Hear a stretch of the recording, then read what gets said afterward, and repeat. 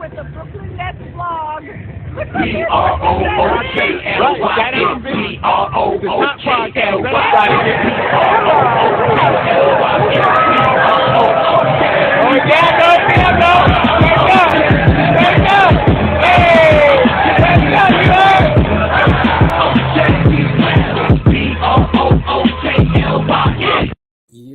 Yo, it's Bigfanbreezy with the Brooklyn Nets vlog. Y'all see the title, man. Fanhood. How and when did you fall in love with basketball? You know, it's just me here, so I'll start first. I fell in love with basketball before. I fell in as a kid. You know, growing up, I used to play football and basketball, but playing football was difficult because of the amount of players you need to play. You know, even when it was street football, it was like fun just as much as basketball was fun. You know, I grew up on a block where it was like the second block. So it was like the first block and then the second block. I lived on the second block. So it wasn't a lot of traffic. So we used to play football and basketball. It was this guy on the block that bought a hoop just so this is how real. This is an OG now that I think about it more and more. He brought shout out to Mr. Mo. He bought a hoop. His sons used to play too, but he bought a hoop for the whole block.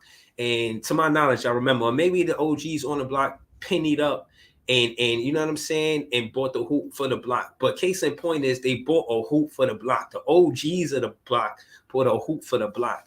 And we used to be playing basketball every day, or every chance we could get, we would play basketball. You feel what I'm saying? So I grew, and I used to play basketball on a crate. I used to play basketball on a fucking crate, bro. Like, I grew up playing basketball on a crate connected to a pole, connected to a church gate, connected to a motherfucking no, yeah, just those two. Let me not exaggerate. Andre 76 in the building. He said AI Starburst. I know you're talking about Starburst. He's talking about Marbury, I imagine. And Steve Francis, the franchise. That's what's up. That's what's up. Andre 76 in the building. We could both talk about it. You know what I mean? Shout out to Andre 76. I definitely want to hear you know, his backstory on how he fell in love with the game. You know what I'm saying? Like, yeah, we fans of the NBA, of course. I mean, this is where the top talent plays at. You want to see the best brand of basketball being played. You know what I mean? So that's why there's always hype around the Olympics or FIBA, or if you're from New York, the Rutgers, where the best street ballers would get up and link up and hoop. You know, it's multiple places you could find some of the best basketball players. And being in Brooklyn, being born in Brooklyn and raised in Brooklyn, there was always somebody somewhere playing basketball. And I kind of wanted to tap in with y'all. You know, y'all hear me talk this fanhood, fanboy shit. And, you know, I like the stories behind how fans became fans. You know, I got a whole story on why I call myself Bigfanbreezy. You know, my handle was Breezy. Like, everybody calls me Breezy, but I'm a big fan of the Brooklyn Nets. So I'm Bigfanbreezy. You feel what I'm saying? So, you know what I mean? That's how I even got my handle. I got the fan name, the word fan in my handle. So, you know, I'm a big fan. But yeah, man, I would love to hear from Iceman the Eskimo. He said white chocolate, talking about Jason Williams, J-Dub. I think I'm bugging if I forgot his name, but I believe it's Jason Williams. He used to play for the Sacramento Kings. In my opinion, that was some of his best basketball. I think he played for a few other teams, but that was some of his best basketball. And T-Mac was a beast. T-Mac played for Houston. I think he played for Orlando. He was hooping everywhere. You know what I'm saying? He was hooping everywhere. I was hoping for, you know, a lot of fans to pull up so we could, you know, we could talk about this. You know what I'm saying? You know, we all fans. You know, I call myself Bigfanbreezy, but I think we all fans. You know, it's fair to say we all fans. Shout out to P Hud in the building. What up? What up? You know, you see the link in the chat, man. Just pull up. Yeah, man, we talking basketball. We talking about when you fell in love. What player made you fall in love with the game? Who did you idolize? Who did you try to play like? You know what I'm saying? That kind of thing. You know what I mean? Did you stick your tongue out when you play like Jordan when you went in there? Did you shoot the shot and yell Kobe? You understand me? You're like, just shit like that. You know what I'm saying? Just love for the game. You know, this show is about debating plus more, but this is not that. You know, this is not to shine a negative light on anybody to say, oh, you a fanboy, or oh, nah, we're not doing that. That's not what we doing right now. We just talking about how you fell in love with the game of basketball. So, you know, shout to the chat. And from what I can see is a lot of AI. You fell in love with AI probably because he had a handle. You put Starberry made you love the game maybe because of his crossover. Same thing with Steve Francis. All three of the players you pick, Andre 76, they guards and they nice. You know what I'm saying? And they nice guards. They all had a mean tween crossover. Give me those ankles, pause type shit out there. You know what I mean? Pause. That was wild. Pause. The Eskimo said white chocolate. Him too. His handle was, you know what I'm saying? Magnificent. Pause. He be out there hooping for real. T-Mac, he had that cross, but it's like he skipped to the lane. He skipped to the lane and dunk on you so fast, you don't even know. You know what I'm saying? And he had a good jumper too. Like his midi, he was just a great player, man. Watching T-Mac was fun. And it really do, you know, hurt seeing your favorite player be out because of injuries. I hope Cam Thomas comes back soon for that matter. Shout out to Cam Thomas. He's definitely my favorite player in the NBA. Now, growing up, there was other favorite players but I like a lot of different players. You know what I'm saying? I liked a lot of different players. I like Michael Jordan, Tim Hardaway when he had that crossover. Y'all remember Tim Hardaway with the killer crossover? Yo, he was my guy. Remember Baron Davis when he dunked on that dude? Like, yo, these players became my favorite because, you know, they was nice and they get busy. I'm a heavy favorite of guards too. I remember Kevin Johnson from the Suns. He used to hoop. You know what I'm saying? Mitch Richmond, Dominique Wilkins. This is some of the early days when I really started getting, you know, interested in basketball. Like, oh, all right, this is something I might want to do for real. Like, this is fun. I want to go outside and play. You know what I'm saying? So, you know, fanhood is that's what we talking about. We talking about fanhood when you became a fan. You know what I mean? P Hood said eating some Chinese food, and I was a Vince fan. I was cranking it after basketball. I like, all right, so I ain't never dunked. Let me just tell y'all before y'all hear it from somewhere else. I ain't never dunked. Yo, shout out to everybody that ever dunked the basketball. Not on the regulation rim. I like grab rim before, touch rim, grab rim. I can never palm the ball, and I never got the ball over the rim. You understand? To actually dunk it on a regulation rim. But I did dunk it somewhere else though, but it wasn't no regulation rim. But yeah, man, I had big love for basketball as a kid, man. Growing up, playing the different video games that came with the basketball games. You had Magic and Bird. You had NBA Live. Remember NBA Live? Like, yo, man, basketball is probably my favorite sport right now, for real. Claude Smith in the building. He said, I've seen Bill Russell, Wilt Chamberlain, Oscar Robertson, and other greats play when they were in their prime. I'm in my 70s. Wow. Shout out to Claude Smith, man.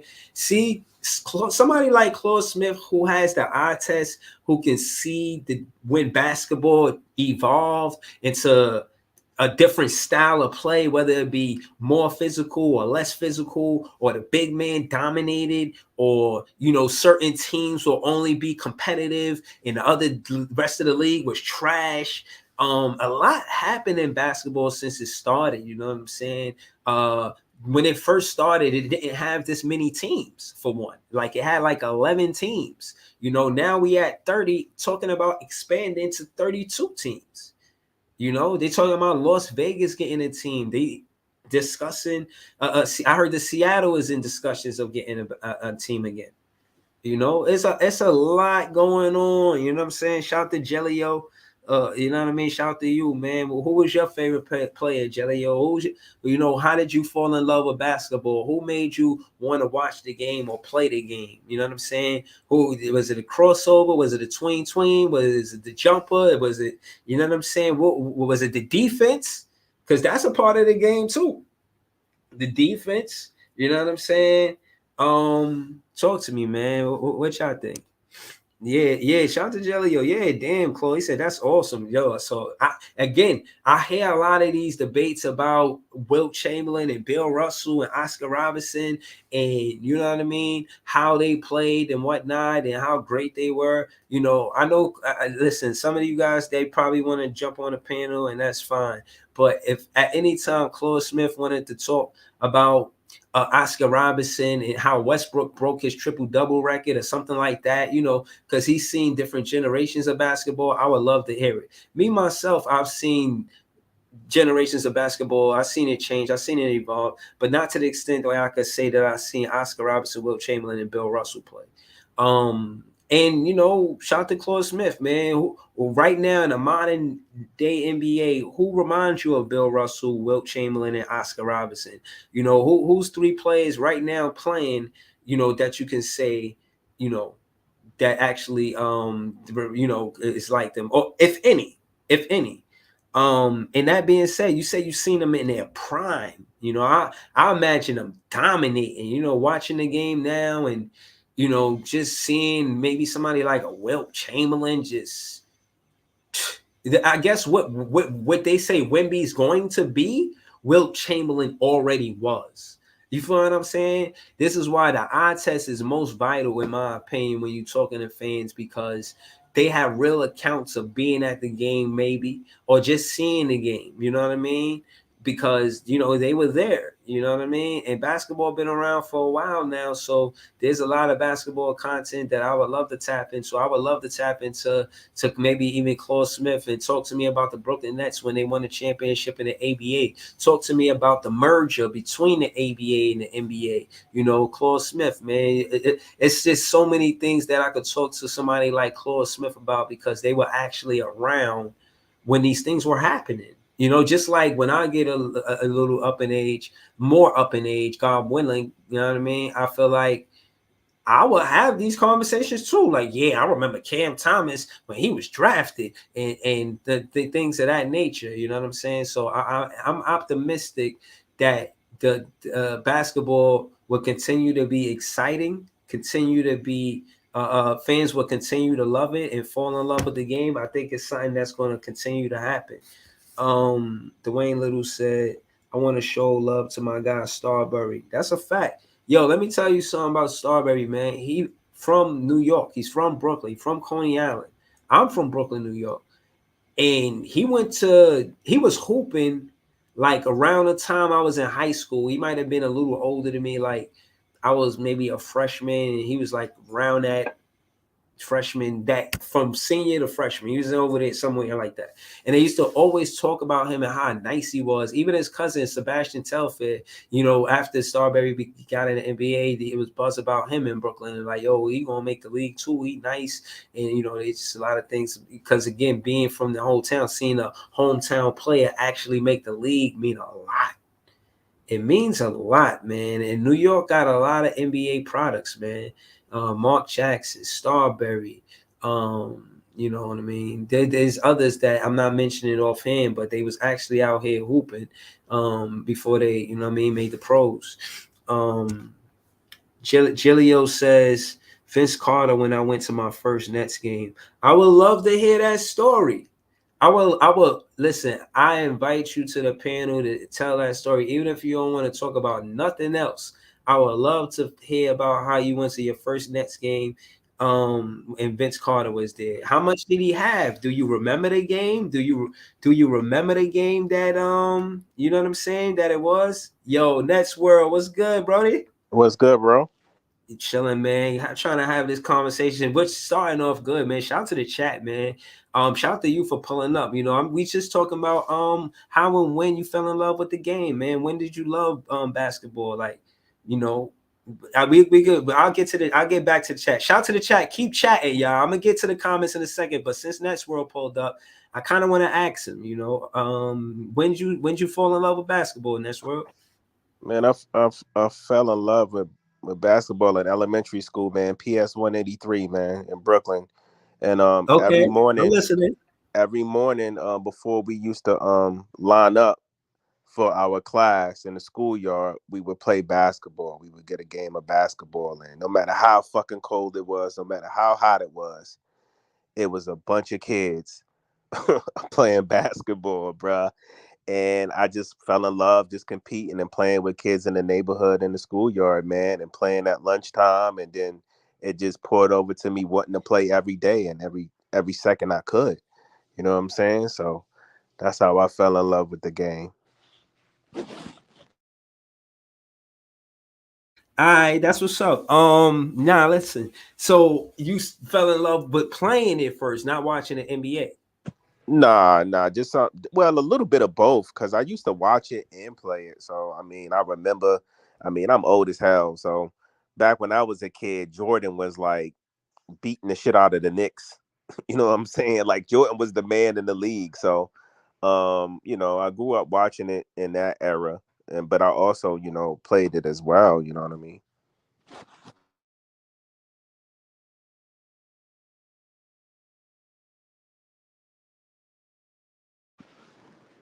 Yo, my Yo, fault, bro. My fault. Yeah, I'm here. I'm here. yeah. All right. So when you played it, what position you play, bro? I used to play guard, man. I used to play two guard, and two and the three when I was younger, and I played a little bit in high school, but I was kind of like a late bloomer. Like my body wasn't developed yet. You know what I mean? Like I was Yeah. still kind of small for my size. I couldn't. I was hard for me to put on weight and shit like that. You know what I mean? So, Yeah. I mean, once I got into high school, man, I kind of got distracted with girls and everything else, man. You know how that shit goes. So I kind of like. You living the life, man. That's not a distraction, man. You're a young man living life, man. That's all. Yeah, so I kind of got distracted, I mean, I still loved the game and played it, but I was distracted with other things. You know how it is growing up in the city and Yeah. going to high school and you a young man and you still trying to find yourself and you getting into girls and you got other shit going on in the hood and other shit that's catching your attention. So Yeah, no, I think one of the best things, and again, why Kobe sticks out like a sore thumb is because of his discipline and focus and dedication to the game. You know what I'm saying? And I think that's one of the things that made him elite. But again, man, shout to This Is JTV, man. We gonna move around a little bit, but shout to you, Jay. I'm asking you, when you fell in love with the game of basketball, man, talk to me. Shit. The game of basketball or NBA? No, basketball. Shit. I don't know, man. Like, when I was a kid, I guess, but I had to get really, like, I had to be around the homies really because you remember back in the day, I used to be nice in tennis and shit like that. But, Right. and then I used to be nice in tennis, but ain't nobody in the hood play tennis. So it's not like I could play with anybody just around. And then I used to play football a lot, but basketball, I just got because it was in the hood. It was easy. Everybody was playing. So you Facts. jump in. Like it wasn't like football. It take a lot to get a game of football going. I was saying that. That's a fact. Right. yeah, that's a But fact. but basketball, we just congregate playing basketball. You just end up playing. But Yeah. that did make me fall in love with the game, just being with the homies playing ball. You know what I mean? Word. Yeah, nah, definitely, man. What about play? You remember falling in love with a player? Like, yo, this is my favorite player when you was growing up. Yo, the funny shit is, I don't know why, and y'all not gonna know who this is, but back in the day, used to be a player that played for the Suns named Wesley Person. I used to fuck with Son. I He think I used know to, what you're talking he about. He used was a to, K&D player. pretty much, and he used to wear his socks mad high, hit shots, and play good defense. I fucked with Wesley Person back in the day, but My my, Yo, my we guy gotta was tweet that. We gotta my tweet, dude. We gotta tweet him. my but guy it was was my guy was Penny, man. Penny was my guy, man. Penny was the man. Penny was Yeah. the man. Yeah, before he got hurt, like Penny was that guy. Yeah, Penny And, was the and man. make a long story short, I ain't And gonna because I hold y'all. hated Jordan, yo. I ain't gonna hold I y'all. was a I Jordan fell hater. in love with no homo, Jalen Rose too when he was at Michigan though with the Fab Five. Like I fucked with Jalen Rose heavy when Y'all he want to was hear? at Michigan. Hold Y'all on, want to Jay. hear? I got a Jalen Rose fact Me that too. kind of Me crazy. too. Y'all Yeah. know Jalen Rose kind of invented the name Jalen. Like Right. Yeah, I know that. if you go back, there's nobody named Jalen before Jalen Rose, and after him and the Fab Five did what they did, his name became very popular. But I think he said his name was invented from his pops and his uncle or some shit. But there's nobody named Jalen before Jalen Rose. Okay. Yeah. And Kittles was my guy too, though, Breezy. Kittles was my guy in Villanova. Who you said? Kittles. I love Kittles. Even before the Nets picked him. Right, yeah. Kerry Kittles was nice too. And still, shout to him, Villanova alumni. And I wanted to add to what Jay said about Jalen. My cousin Sean named his firstborn son Jalen because he loved Jalen Rose, bro. Shout out to my cousin Sean. You know, he was like one of the first of my older cousins that had a baby. And he was like, you named him Jalen. I was like, can I tell y'all a story about that? Dope, I was like, yo, that's a dope name. Why you named him that? He's like, yo, because my favorite player was Jalen Rose. And I think he said he was part of the Fab Five too, right? Yeah. I wanted to name my son Jalen, right? But it was getting super popular, bro. It was like everybody was naming their kid that. And then my homeboy, one of my close friends, had a kid a month before me, and he named his son Jaden. So I was like, all right, fuck it, man. I just named my son Cameron. I was like, fuck it, we gonna go left. I'm gonna name my son Cam. So my son's name is Cameron. Wow, like Cam Thomas. Yeah, but I wanted to name him Jalen, but it was just getting so popular that I was like, nah. Nah, that's all good. Yeah, we got two Cams on the team now. Seemed like Cam got popular right after Jalen. Yeah. Yo, Barry got Barry in the building, man. What up? What you got? Excuse me. What you got on this, Barry? When you fell in love with basketball, Brody? Say that again. When you fell in love with basketball? When he first saw KD. Nah, hell no.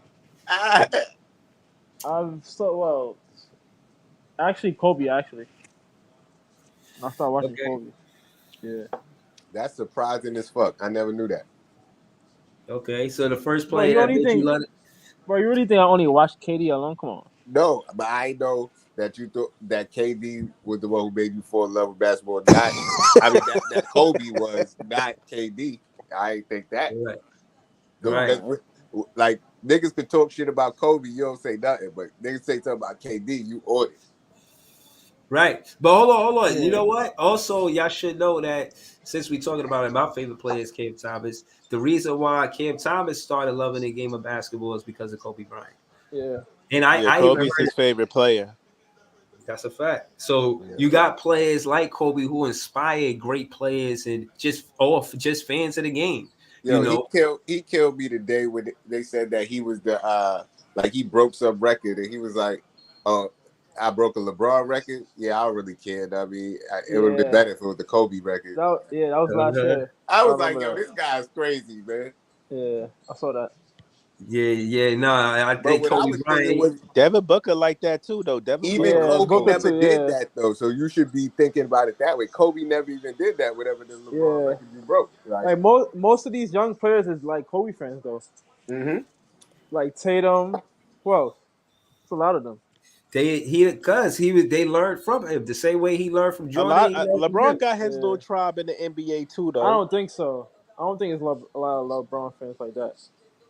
What? You don't think there's a lot of NBA players? Yeah, no, there's many. There's a lot of I say fans, but not players. No. I don't know. I don't know. I think Kobe got more, but I think LeBron got players in the league who grew up like looking at him and like, yo, that's my favorite player. Like I grew up like watching LeBron.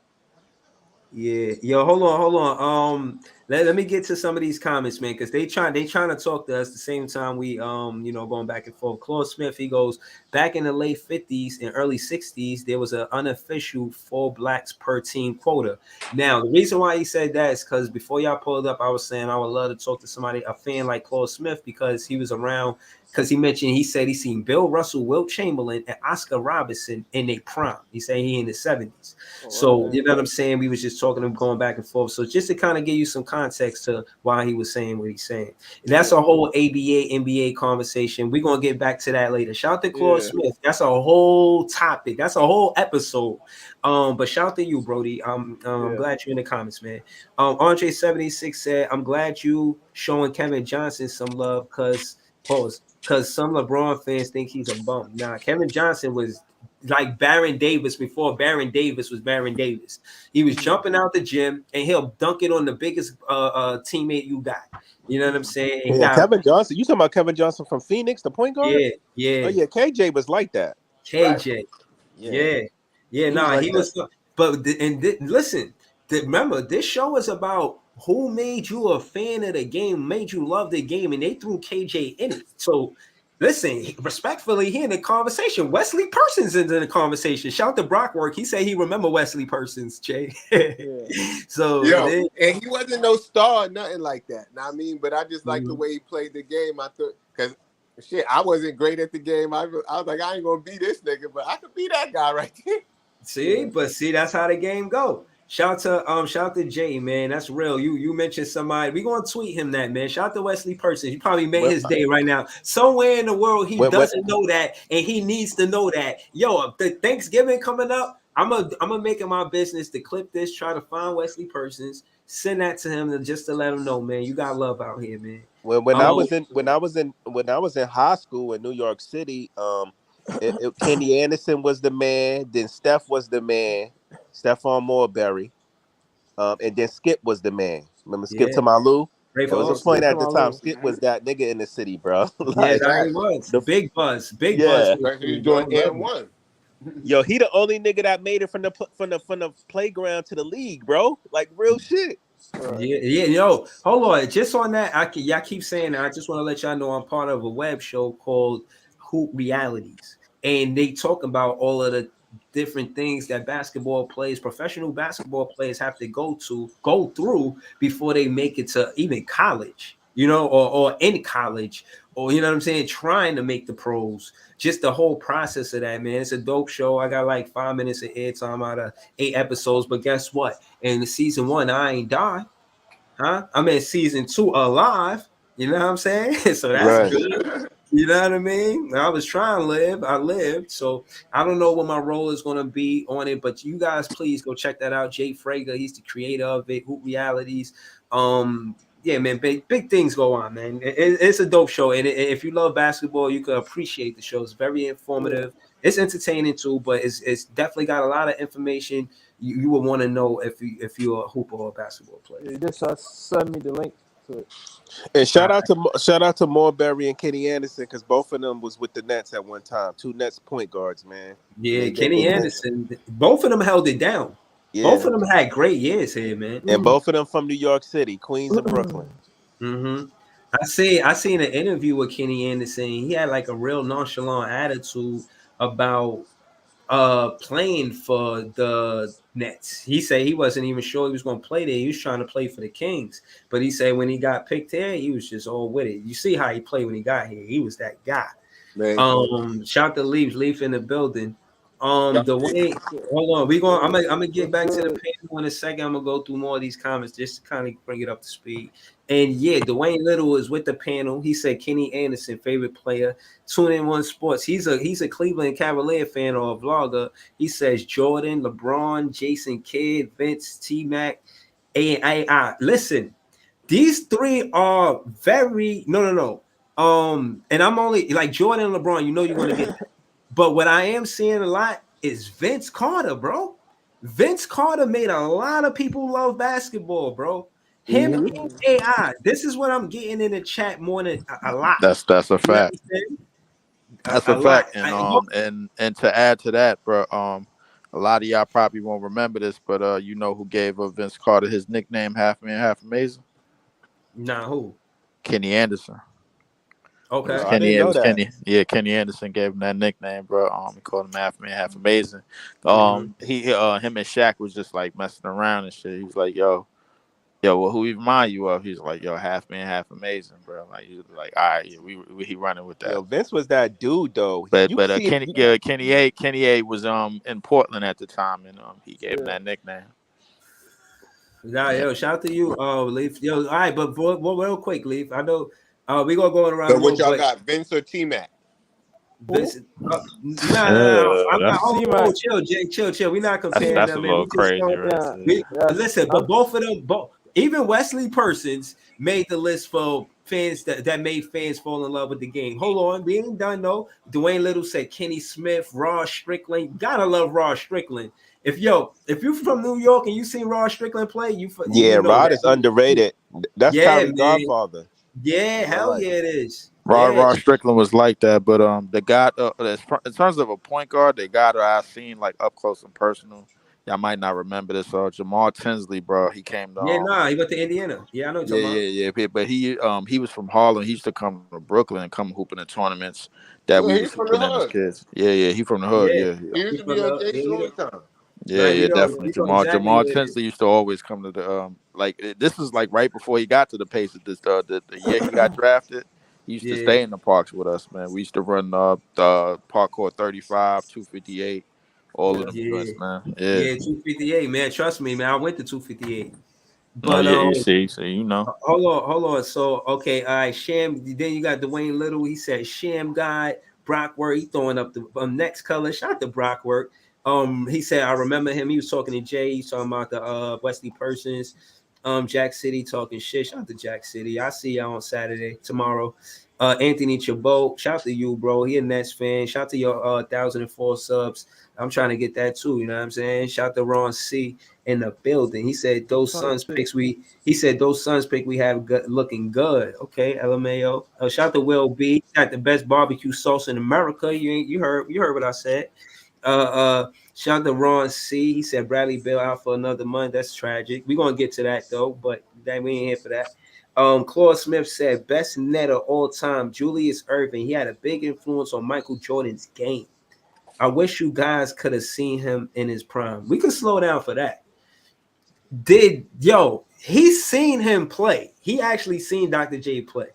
And yeah, man, that shit is different. Did Dr. J play versus Michael Jordan? No, I don't think he yeah, did. he did. He did. Back in and Mike rookie and Jordan rookie season. They Rookie both went at season. yeah. Jordan rookie Yeah. season. They went at it. They went at it for for what I hear, it's a video on there, bro. Like they was actually guarding each other 1-on-1 in them games because back then you played man to man defense, but Right. um Jordan was the young guy of the group, well, obviously, but Doc was holding his own, man. Yeah. Doc was holding his own against that young Jordan, man. That was a Jordan that was coming I'm out about of the to, gate 20. yeah, I'm about to We look talking that about up. Jordan. Yeah, we talking about Jordan 29 a game in his rookie year. That's the Jordan we talking about. Like which is crazy. Yeah, you know what I wanted to slow down and say too is I think what happened with Jordan and players like Dr. J is, they was able to take on the bigs pause. They was able to put pressure on the rim no matter who was down there. You know what I mean? They gonna go at him. Like you seen some of the best highlights that Jordan Like got Cam Thomas, man. is dunking on centers. You know what I'm saying? I don't know how many times Dr. J dunked on centers, but Yeah, they need to show Simmons that highlight so he can attack the rim. oh no, we're not doing that. Shout to Simmons. But Pete, I really feel like a guy like Dr. J definitely influenced his game. And I just think that greats influence greats, man. It's nothing wrong with that, bro. Yeah. I think that's dope. You know what I'm saying? And we could oh shit.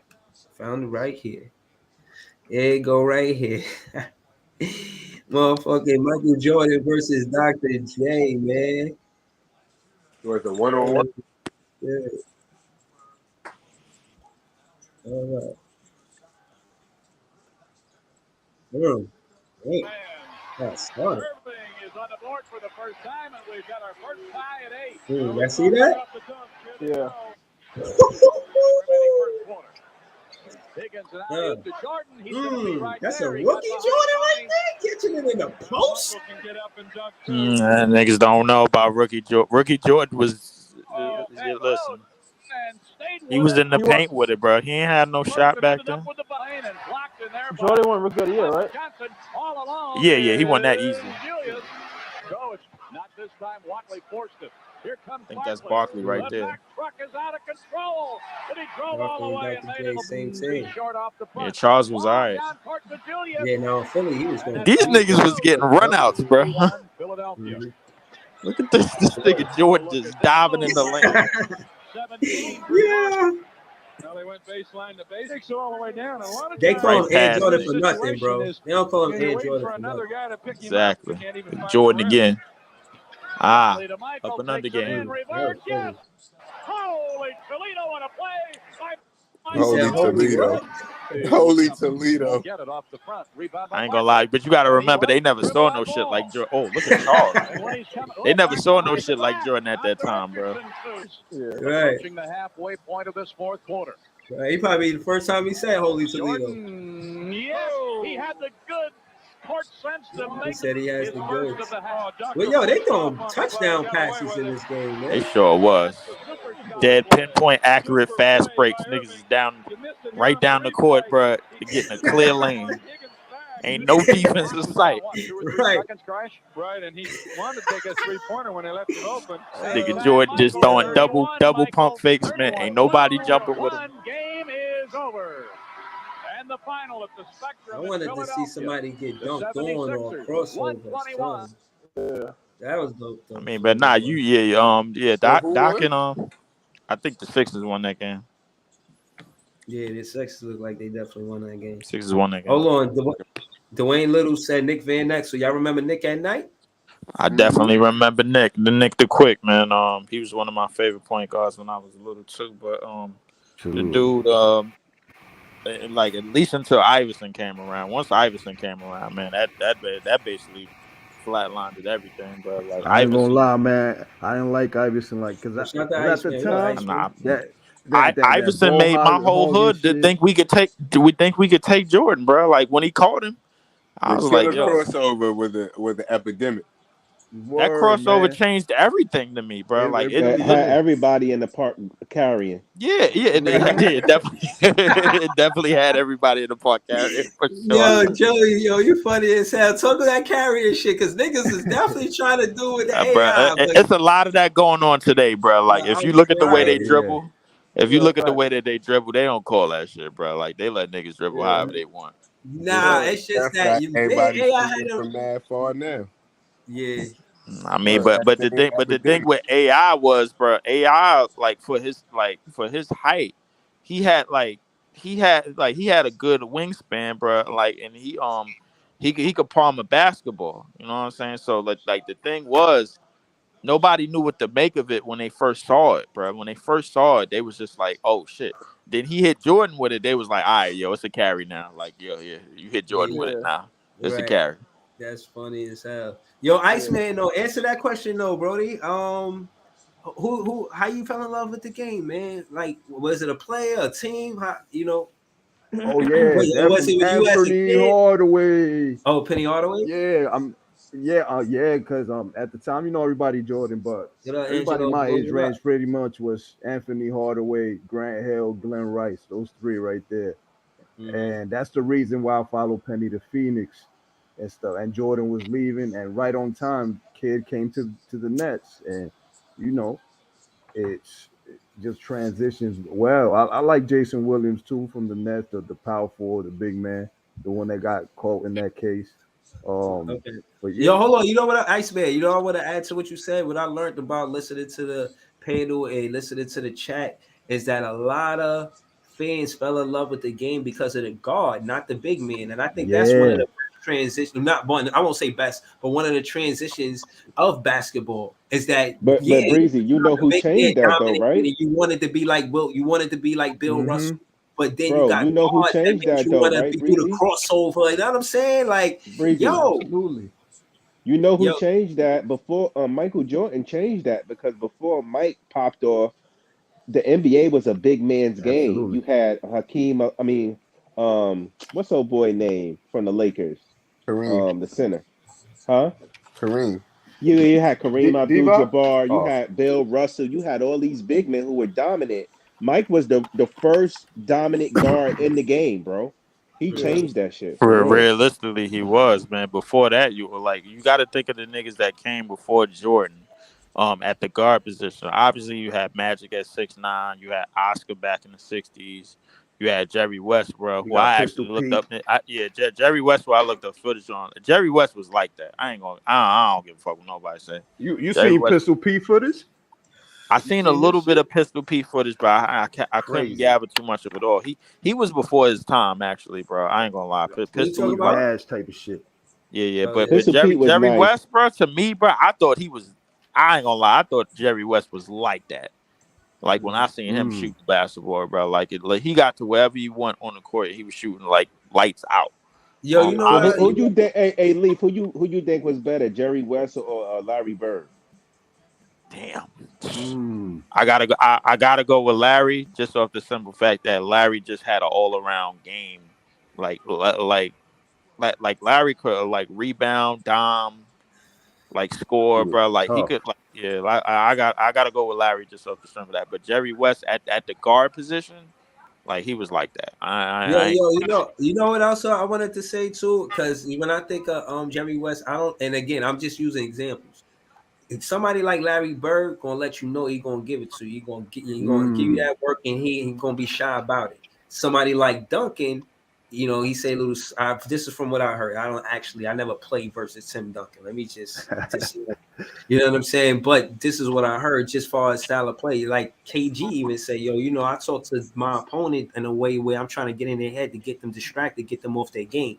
I couldn't do that with Tim Duncan. I could do it a lot of different ways, That's a fact. a lot of different players, but I couldn't do it to him. So case in point is what, you know, that's part of the game too. You know, because that's a approach, like how you know, Gary Payton, you know what I mean? He was one of the toughest defenders, and he talking shit while he do it too. You know what I'm saying? Like, yo, so again, what I'm saying is part of the vocal leadership in basketball is part of, and the jawing off and just the competitive, you know what I'm saying? Like, yeah, I'm here, you know, a dunk. Sean Kemp dunk, bro. I seen teams call time out after that shit. After that shit, they felt that one. Hold up, man. Like, so I'm just saying that to say, you know, again, there's a lot of things that made me fall in love with the game. You know what I'm saying? Duncan, you know what I mean? I think Duncan was one of them too, man. I think that's why one of my favorite players is Vince Carter too, man. But let me ask y'all got chat. Give me. I'm gonna go around a panel. We're gonna start with I guess Iceman, because he just got here. Your 3 favorite dunkers that made you fall in love with Duncan, or do you don't care about Duncan for real? I mean, I rock with Duncan. Vince Carter off the top, you know. Sean Kemp, but you know, I remember, but I don't remember all his dunks like that. But Vince Carter takes the cake, and Kenyon Martin, the in-game dunker. You know, that's that team right there. When Jason Kidd came in, that he just had me stuck to the games, bro. But Vince Carter, for the most part, yeah. That's Vince Carter, and you said Kenyon Martin. Yeah. I'm gonna go with Vince as well, but another in-game dunker, bro. Like not with a lot of flair, but somebody that could definitely get to the basket, bro. And a lot of people couldn't stay in front of her, bro. I thought he was a prototype. A lot of people don't talk about Grant Hill. Grant Hill, bro, like he got by anybody. Very when underrated. When he got in the league, them Detroit years, bro. If you go look back at them Detroit years, niggas couldn't stay in front of him. At all, bro. You got Vince Carter and Grant Hill. Vince Carter, Grant Hill, and I'm gonna go with who another in-game dunker? Damn.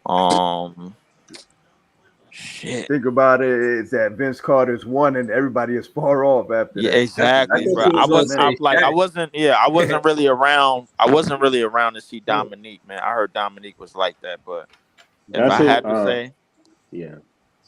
to say if another in-game dunker that was like that, I probably go Kobe or T-Mac. Like, to be honest with you, bro, like Kobe and T-Mac kill shit, bro. Like in they early, like especially Kobe. On Amari Stoudemire too. Yeah. Amari was ridiculous. I ain't gonna lie. I'm gonna go Sean Kemp. I was going to go Dominique Wilkins because I remember Dominique Wilkins. Like I personally thought Dominique was a better dunker than Jordan. Don't kill me, but me personally. No. I heard that. You know, that's That's like the he was crazy. So yeah. I've heard that before. Yeah, so I would go Sean Kemp. Again, Dominique Wilkins, and I'm going to say Jordan, man. I'm not Those gonna my lie to picks. y'all. I gotta go Shaq, man. That was the first thing I seen taking down the whole backboard. Oh yeah, nigga Shaq. yeah, he was wild. Right. Yamming on anybody, anywhere, screaming in niggas' faces, pushing niggas down. I ain't gonna lie, Shaq was just Taking the whole unfair, rim. bro. Like I ain't gonna lie, The game I ain't wouldn't even starting for call. another 20 minutes. I like that. Like Shaq to me, bro, was just unfair It in was cheating. Orlando, bro. Like it It was cheating, at a but point, bro, where if we it's just talking like about dunking, I gotta you mention knew he was gonna dunk on you, bro. It was just like, all right, bro, hard too. we gonna throw 2 or 3 niggas on this nigga, bro. Like, all right, yo, all right, And he's fine. still gonna dunk. And that was Yo, back in the people don't man-to-man era, understand, bro. man, Like if how dominant he that was back in the man defense era, bro, where you had to commit fully to a double team in order to get the ball out of Shaq's hand, try to get the ball out of Shaq's hands, and you were still getting yammed on, bro. Like it just didn't. It was like, you know what? I'm dunking on this nigga. Ain't shit he could do about it. It's just that simple. I couldn't let the conversation go by without somebody saying Shaq, man. Yeah, now Barry go, Like but he the only one with his logo is the dunk man. You're right. Go ahead, Barry. Who you got, man? Who your favorite? I'll say Nate Robinson, Vince Carter, and T-Mac. Nate Robinson, respectfully. Respectfully. Yo, I got Shaq, Vince Carter, and Kemp, man. Like, yeah, I like Jordan, but if I had to see Jordan or Kemp dunk, I'm gonna go with Kemp. Yo, man. Kemp was a vicious dunker, man. He was man. Sean Kemp, man, just the way, like you say, he had that same like energy Shaq had. You know what I mean? Yeah, I saw his highlights on YouTube. Yeah, yo, you know what's so funny about that is that I see, like, I was watching the Nets game the other day. You see Kevin Love making all of these fucking charges. I was tight. Even if it was a good charge he took, I was tight. Yo, nobody was getting in the way of Kemp and Shaq. You got out the way. And the one time, the one time that somebody tried to get in the way of Vince Carter, he jumped over him. Like, stop. I mean, but I feel like Vince, bro, like was such a mastermind and like dunker, bro. Like he knew where there's people that he wanted to dunk on and he did dunk on them, and there's people is like, all right, yo, you think I'm gonna dunk on you, so you going for the foul. I'm gonna just go do it up and under. Shaq dunk on who the hell he wanted. It's just that simple, bro. I don't think people moved out of the way of Vince. You moved out of the way of Shaq. Hell yeah. Nah, but Shaq when Shaq got deep in the paint, it was impossible to stop him when he get deep. I mean, but in the Orlando years when he used to dive to the paint, bro, like off the high pick and roll. Oh yeah, what I'm saying, Shaq who was taking a charge? Nobody was. That's what I'm saying. Nobody. It wasn't no charge, man. Like, imagine if Giannis was like, what calling that shit? Like, bro, Embiid can't move like Shaq moved. So not in the early years. Not in the early years. If he had the heart. Breezy, read that comment when you get a chance from Claude Smith. Probably Yao Ming is the only one. Yao Ming. Yeah. I'll probably block the Shaq layup or something, bro. Like a Shaq dunk, I don't know. Yeah, sky hook. He blocked the sky hook. What about Boban? You think Shaq would have dunked on Boban? Shaq would have destroyed Boban, nigga. That's Chinese chicken, bro. Y'all heard when Shaq was talking about Yao? He was like, the first few years he didn't think Yao could speak English. So he wasn't talking to him during the game. Yeah, I remember that. And then he was like, he was like, yo, hey, nice shot, man. He was like, thanks, my brother. I was like, yo, he's like, yo, I ain't know you speak English. He's like, yo, you ain't never say nothing to me, bro. Hey, Breezy, read that comment from Claude Smith. He said, could the great sentence of yesterday be affected in today's NBA? Hell yeah, they could. All the ones you mentioned, he mentioned Bill Russell. If there was a Shaq right now, bro. My nigga, if we listen, you could take Shaq from 92, bro. Like, who getting in his way today? Yeah, nobody. Yeah. Go ahead, Ness. I like Shaq, but Olajuwon was my favorite center, bro. Olajuwon was like that, bro. I think his skill set is second to none, bro. Like, I wouldn't put him in the dunk conversation, but he was somebody so good around the rim, he didn't even matter. His footwork, Right, but Yeah. Shaq was just Shaq, man. I think like in terms of the elite It was centers, bro, like finesse versus power. Like Right, Elijah like Warren had finesse. when we think of the top 5 centers, bro, like I think you could put them today, bro, because there was a lot of athletic feats of them, bro, like in the course of their career. Kareem in his early Milwaukee years, you could put him in today. Like Shaq in his early Orlando years, you could put him in today. Wilt, you could definitely throw him in there. Yeah. You could definitely throw Wilt up in there, bro. Like Wilt was setting records. Who out rebounding Wilt today? No, Nobody. hold on, just so we here, because Claude Smith in the building, and I just want to let y'all know. Ron. Hold on, You out your damn mind. Hold on, His name is Day-Day. Claude Smith, and I'm not trying to put a ceiling on Wemby, but what I am saying is Claude Smith is a fan that been around for a lot of basketball, and he's seen Bill Russell and Wilt Chamberlain play. I said when it come down to players and greatness, I don't know if anybody going to do what Wilt did. The modern day NBA is our era of basketball, right? But Wilt, what he did still hasn't been done by another center. A lot of his records haven't been duplicated. And I'm saying whatever Wemby is going to do, we try to hype him up to be this and that. Let's not forget. But I hate the comparisons, though. Like Paul Smith said. The comparisons. Let's not forget the yesteryear centers, man. But Breezy, they put up. I hate the comparisons between eras because, I mean, not taking nothing away from Wilt, but I'm pretty sure the competition wasn't high when Wilt was dominating, my nigga. Like, it wasn't that many good players in the league, so you can't really compare it to like now and what Wemby going to do. It's a totally different, totally different league, totally different competition. Like, but he's going to be in those conversations about who's the best centers. He's going to be in them. You know what I mean? In my opinion, Wemby. I think Wemby. He's somebody that's going to put it on weight too. I don't see him being this skinny player for his whole career. You know what I mean? He said he's not trying to gain weight. Some muscle, or y'all think he? I think he needs to stay this way because if he don't, if he gain weight, that's where the injury is going to start to come. I think he just need to get more defined, bro. Like that's all it is, bro. Like this is what Wemby said. Hold on, this is what Wemby said out his own mouth. He said he's not trying to get bigger. He's just trying to get his core stronger. He doesn't need to gain weight. That's what he said. So you can't push him around nothing like that. He got that strong core. Yeah, no, I'm with him. I mean, it is what it is. Listen, again, we ain't seen nothing like him, and I don't want to put a ceiling on what he can and can't do. Again, there's a lot of records when they contrasted. Trust me, I wouldn't know if they didn't post it about all of this stuff that Cam Thomas is doing. Listen, you never know the potential of these players. I don't like to put ceilings on what they can and can't do, especially my favorite player, Cam Thomas. You know what I'm saying? But I'm saying that to say not just the centers. There's players now that would be able to play back then would have been, but to what Nets World said, of course they would because the competition is way better.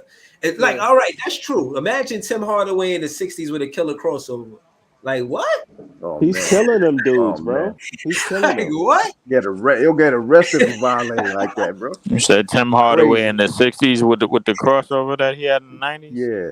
That nigga last 2 years, bro. Like that's it. Remember when AI did that behind the back fake crossover shit? That nigga last 2 years, bro. Like he already broke himself down. Like the thing is, bro, that Rondo crossover. doing that. You know that Rondo when he do the back to fake to the back. The Rondo, the fake. Yeah, I ain't gonna lie. Imagine him doing that shit in the 70s, bro. Come on, man. He doing that in the 70s, bro. Like he gonna have niggas waiting on him, bro. Like crazy. Because Duncan was not. I don't think you See, the thing is, anything before the 80s, I don't think you could just throw guards up in there, bro. Like unless they got some physical prowess. But like if they would have did that shit back in the day, they'd have blew the whistle. Oh yeah, definitely. They would have blew the whistle for sure. Yeah, they would have blew the whistle. You can't do that or some shit like that. Like nah, you can't do that, nigga. That's something, nigga. I don't know what it is, but it's something, man. Traveling. Nah, you can't do that. Traveling, something like for real. So I think it's fair to say that it's hard to compare. Oh, that nigga in the ABA, bro. He be alright. Yeah, it's hard to compare the eras, man. So it's very hard to compare the eras, bro. Yeah, because all of them are different. That's why, and it's the way basketball was played is different. Yes, it definitely is, bro. Like I think listen, in terms of everything today, bro, like that we seeing with like the top of the key, the top of the 3-point line, one-on-one style of basketball. To me, realistically, Look, Iverson deserves some front running for that shit because we ain't never seen Jordan get break down like he got broke down. We never saw that. Like 1 minute, like no help. Like you know how Jordan was, yo. I don't need no help, man. Come on, man. This nigga You 6 had feet. mad depoys, bro. He was crushing shit. Yeah. You like so it's like Jordan ain't need no help. But he just seen the nigga try to take the cross away, got lost and got scored on. Yeah. Yeah, but That's like that. Yeah, y'all seen the story of AI. He was like, yeah, you know, somebody had showed me that, and I said, I'm gonna try it on Jordan. Like I was crying. Like he got a whole story on how he was gonna try to He cross definitely over. got a whole story on that shit because he's like, yo, I had a move, bro. I just wanted to see if that shit worked on Jordan, and it worked on him, bro. Like, and then the nigga Jordan seen him at the All-Star game. He was like, man, he's like, all right, yeah, you only saying that because you hit me with that move, little nigga. Yeah. Hold on. Shout out to Claude Smith, man. And again, y'all probably know if y'all was there, man. He said so many fans aren't aware how physical the game was played back in the day. Yeah, that's true, man. They were physical, man. I remember the Davis twins and the Indiana Pacers. Yo, man, them dudes is brutal, man. Tough. Yeah, of course you know Oak. Of course, but see the Davis brothers, y'all probably wouldn't know about them. You know what I mean? It's kind of like Jay's favorite player. What was it? What is his name? Wesley Person. Wesley Person. Wesley Person. That nigga had the scat, bro. I ain't gonna lie to you. Right. Yeah. Now we about He to was a shooter. That nigga, he was a marksman, bro. Definitely for sure. Sure. He definitely was, bro. Like Wesley Persons was. He used to wear his socks all the way up to his knees. Yeah. He's like the that nigga Big Dog Glenn Robinson, bro. Like used to wear the high socks, bro, and shoot. I ain't gonna lie, I couldn't stand niggas that hooping that shit, bro. Like for real. I'm like, man, y'all niggas is wearing leotards and shit up out here, bro. What y'all doing? Hold on, he said Gerald Green. Gerald Green, y'all remember him as a dunker? Yeah, I do. Gerald Green played for the Nets, bro. Like, shit. I remember that. I went to that game when we hit the alley. Damn. He played the last year they was in New Jersey. He played for the Nets. Yeah, I remember that game. He made that dunk. I went to that game. I was there that game. Oh, you was there? You was in the building? Yeah. I was there against Houston and stuff. Marshawn Brooks threw that shit up, and everybody got up. We lost, but you know that'll be in the history books. You know. All right. Any go ahead. So hold on. Tell me about the dunk. What happened in the building when that happened? So talk to me. Yo, it was.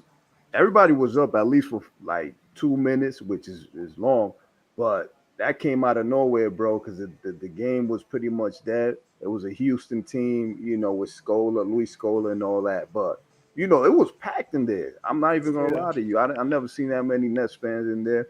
The ticket was like $8. I took it at Penn Station. Word. We just went. We just fuck it. It was a Saturday night. We went. Best $8 ever spent, right? Word. It was a cool experience. Yeah. Nah, that's what's up, man. You been to the Barclays yet? Yeah, I went the first game against the Heat ever. We that's when Joe Johnson he hit Chris Bosh with a little crossover. We lost that game too, but you know, it was the first game against the Heat and LeBron and them. So it was lit. It was lit. Oh, all right. That's what's up, man. That's a classic game. You still got the ticket? Nah, it was a digital joint on my phone. So I probably deleted that. Yeah. Shout out to Iceman, man. That's why I be saying Nets fans is the best fans, man. That's cap. You know, Barry gotta be salty and say something. Lost like about 21 KD fans is the shady fans. It's more, I know Nets it's fans more is the best fans, and KD fans is the shady fans. It's more KD fans than Nets fans, though. I can tell you that. Yeah, but those the shady fans. Right. Those fans that just hop from team to team. So how you feel about Bill not being there for 3 weeks? Oh, it's over. Bills? I'm not really sold on Bills like that, to be honest. Oh, you were sold on them 3 weeks ago. Oh my goodness! 3 weeks ago, you were sold on them. Yo. No, bro. You ever? I mean, in here talk about Bills? Yes. When? You was like, yo, Bill when you like, yo, we got Booker, we got Bill. It's about. You never heard me said that. You never Yes. heard me say that. Yo, Nah. we was talking about who going to be the point guard and all of that. You don't remember that? That had to been a different Barry. You never hear me came on here and say Bills are gonna do this and do that. Yeah, it damn Oh sure is my a whole goodness. different Barry right now. Nah, you lying. Yo, Nah. His voice it's changing a all whole that, Different right? Barry right now. Yo, how you don't remember this? Nah, I don't remember that. It's a clone right here. Right. This the AI Barry. Word, whole different voice and all that. Right? HD and all that. Yo, that's wild. Yeah, but Yo, he got a shout back. out to He got a. Casino said Brooklyn. But he got a back injury though, so that's tough. So I don't know. Bro, we ain't said nothing about Ben Simmons. Don't try to duck this word. You talking about I Bill? said Bill? no. I didn't say. I said no. I said back injuries is different. So. Okay. All right. So with that, okay, respect to him. I hope he get better. But in the 3 weeks that he's out, what that mean for KD and company? Is it KD's team now that Bill is out? Bro, it's Booker and KD's team. Is Booker's team? Is it Booker and company? Or it's both of their teams. 36. How's KD team? He ain't even played half the season yet. What you mean? He played all games. What you talking about? No, I mean it's an 82-game season. He played literally like 12 games, bro. Bro, he played all the games. How's it his team? You can't respectfully say that is. Nah. I think what he's trying to say is that when the trade happened, he did miss a couple of games and then he came. Oh, you talking about that? Yeah. That you see what KD? No. What I was trying to say was, how you gonna say it's KD's team when he ain't do shit over here enough to go over there to say that it's his team? I don't think it got nothing to do with that. I think the whole thing. Man. It's Booker. I think that like. KD's part of No. Hold on, I gotta interject because the thing is, Kevin Durant, like for the most part, for these first 11 games, bro, Kevin Durant really been there. Like D-Book missing like the first couple of games. Nobody planned that. Nobody planned Devin Booker missing the first couple of games. Now, and then if you want to say it's Devin Booker team in terms of like Devin Booker is the only person from that team still on like the 2021 finals team, bro. If you want to say that, then that's fine. But no, I'm gonna tell you what I'm saying, so I could be literal. I say KD's the best player. Listen, no, I say KD's the best player. KD's the best player on the team, but Booker is like his Booker team though. Bruh, I'm saying Booker is the draft pick. Devin Booker is the draft pick. He shows up, and it's what is called recruiting. You understand? He's if anything, KD's being recruited. He's being played with. Hold on, let me finish. Who got bro? Hold on, let me finish before you get into this bullshit ass championship soliloquy. Let me finish. What I'm saying is let me finish. He's the draft pick. If anything, KD got recruited there because he don't want to be the leader of a team. Win, lose, or draw, Booker's still there. He didn't leave the team that drafted him. That made no sense. I mean, Booker's still there. He didn't leave the team that drafted him. Wait, I didn't lose you, bro. I mean, KD got traded there, bro. He didn't go there. He got but KD said he wanted to go to. He requested to go to the Suns. What are you saying? Yeah, so even though he got, but bro, even though he got traded there, he requested to get traded there. Yeah, and he wanted to go to Miami too. So, what's your point? Nah, he wanted to go to the Suns. He said he wanted to go to the Suns, bro. It definitely wouldn't be his team if he went to Miami. And on top of that, what? Bro, wait. Who we talking about? KD. I'm trying if he went to Miami. I'm trying to finish what I'm saying before y'all, you know what I mean? Let me finish what I'm saying. So y'all saying Booker's better than KD then? Bro, you not listening. That's what KD is saying. Look, this is what I'm saying. You not listening to me. You trying to tell me what I'm saying. What you saying. You're not listening. I mean, but listen, saying D Book is better than KD right now, bro. Like, bro, that's you not running with a soliloquy. But listen. Y'all running with a soliloquy. Let me just make one point. You being better basketball player than somebody doesn't automatically make you the leader of the team, bro. Facts. Apples and oranges doesn't make it your team because you're better. I don't I want to let don't know who the leader of that team is. Be honest good with you. shit, that's where I don't want to let him deflect. And hold on, what I'm saying is this: the whole problem with that situation again is that he thinks he wants to make everything cohesive in a way where he's doing something different that LeBron doing too, as far as the coaching shit.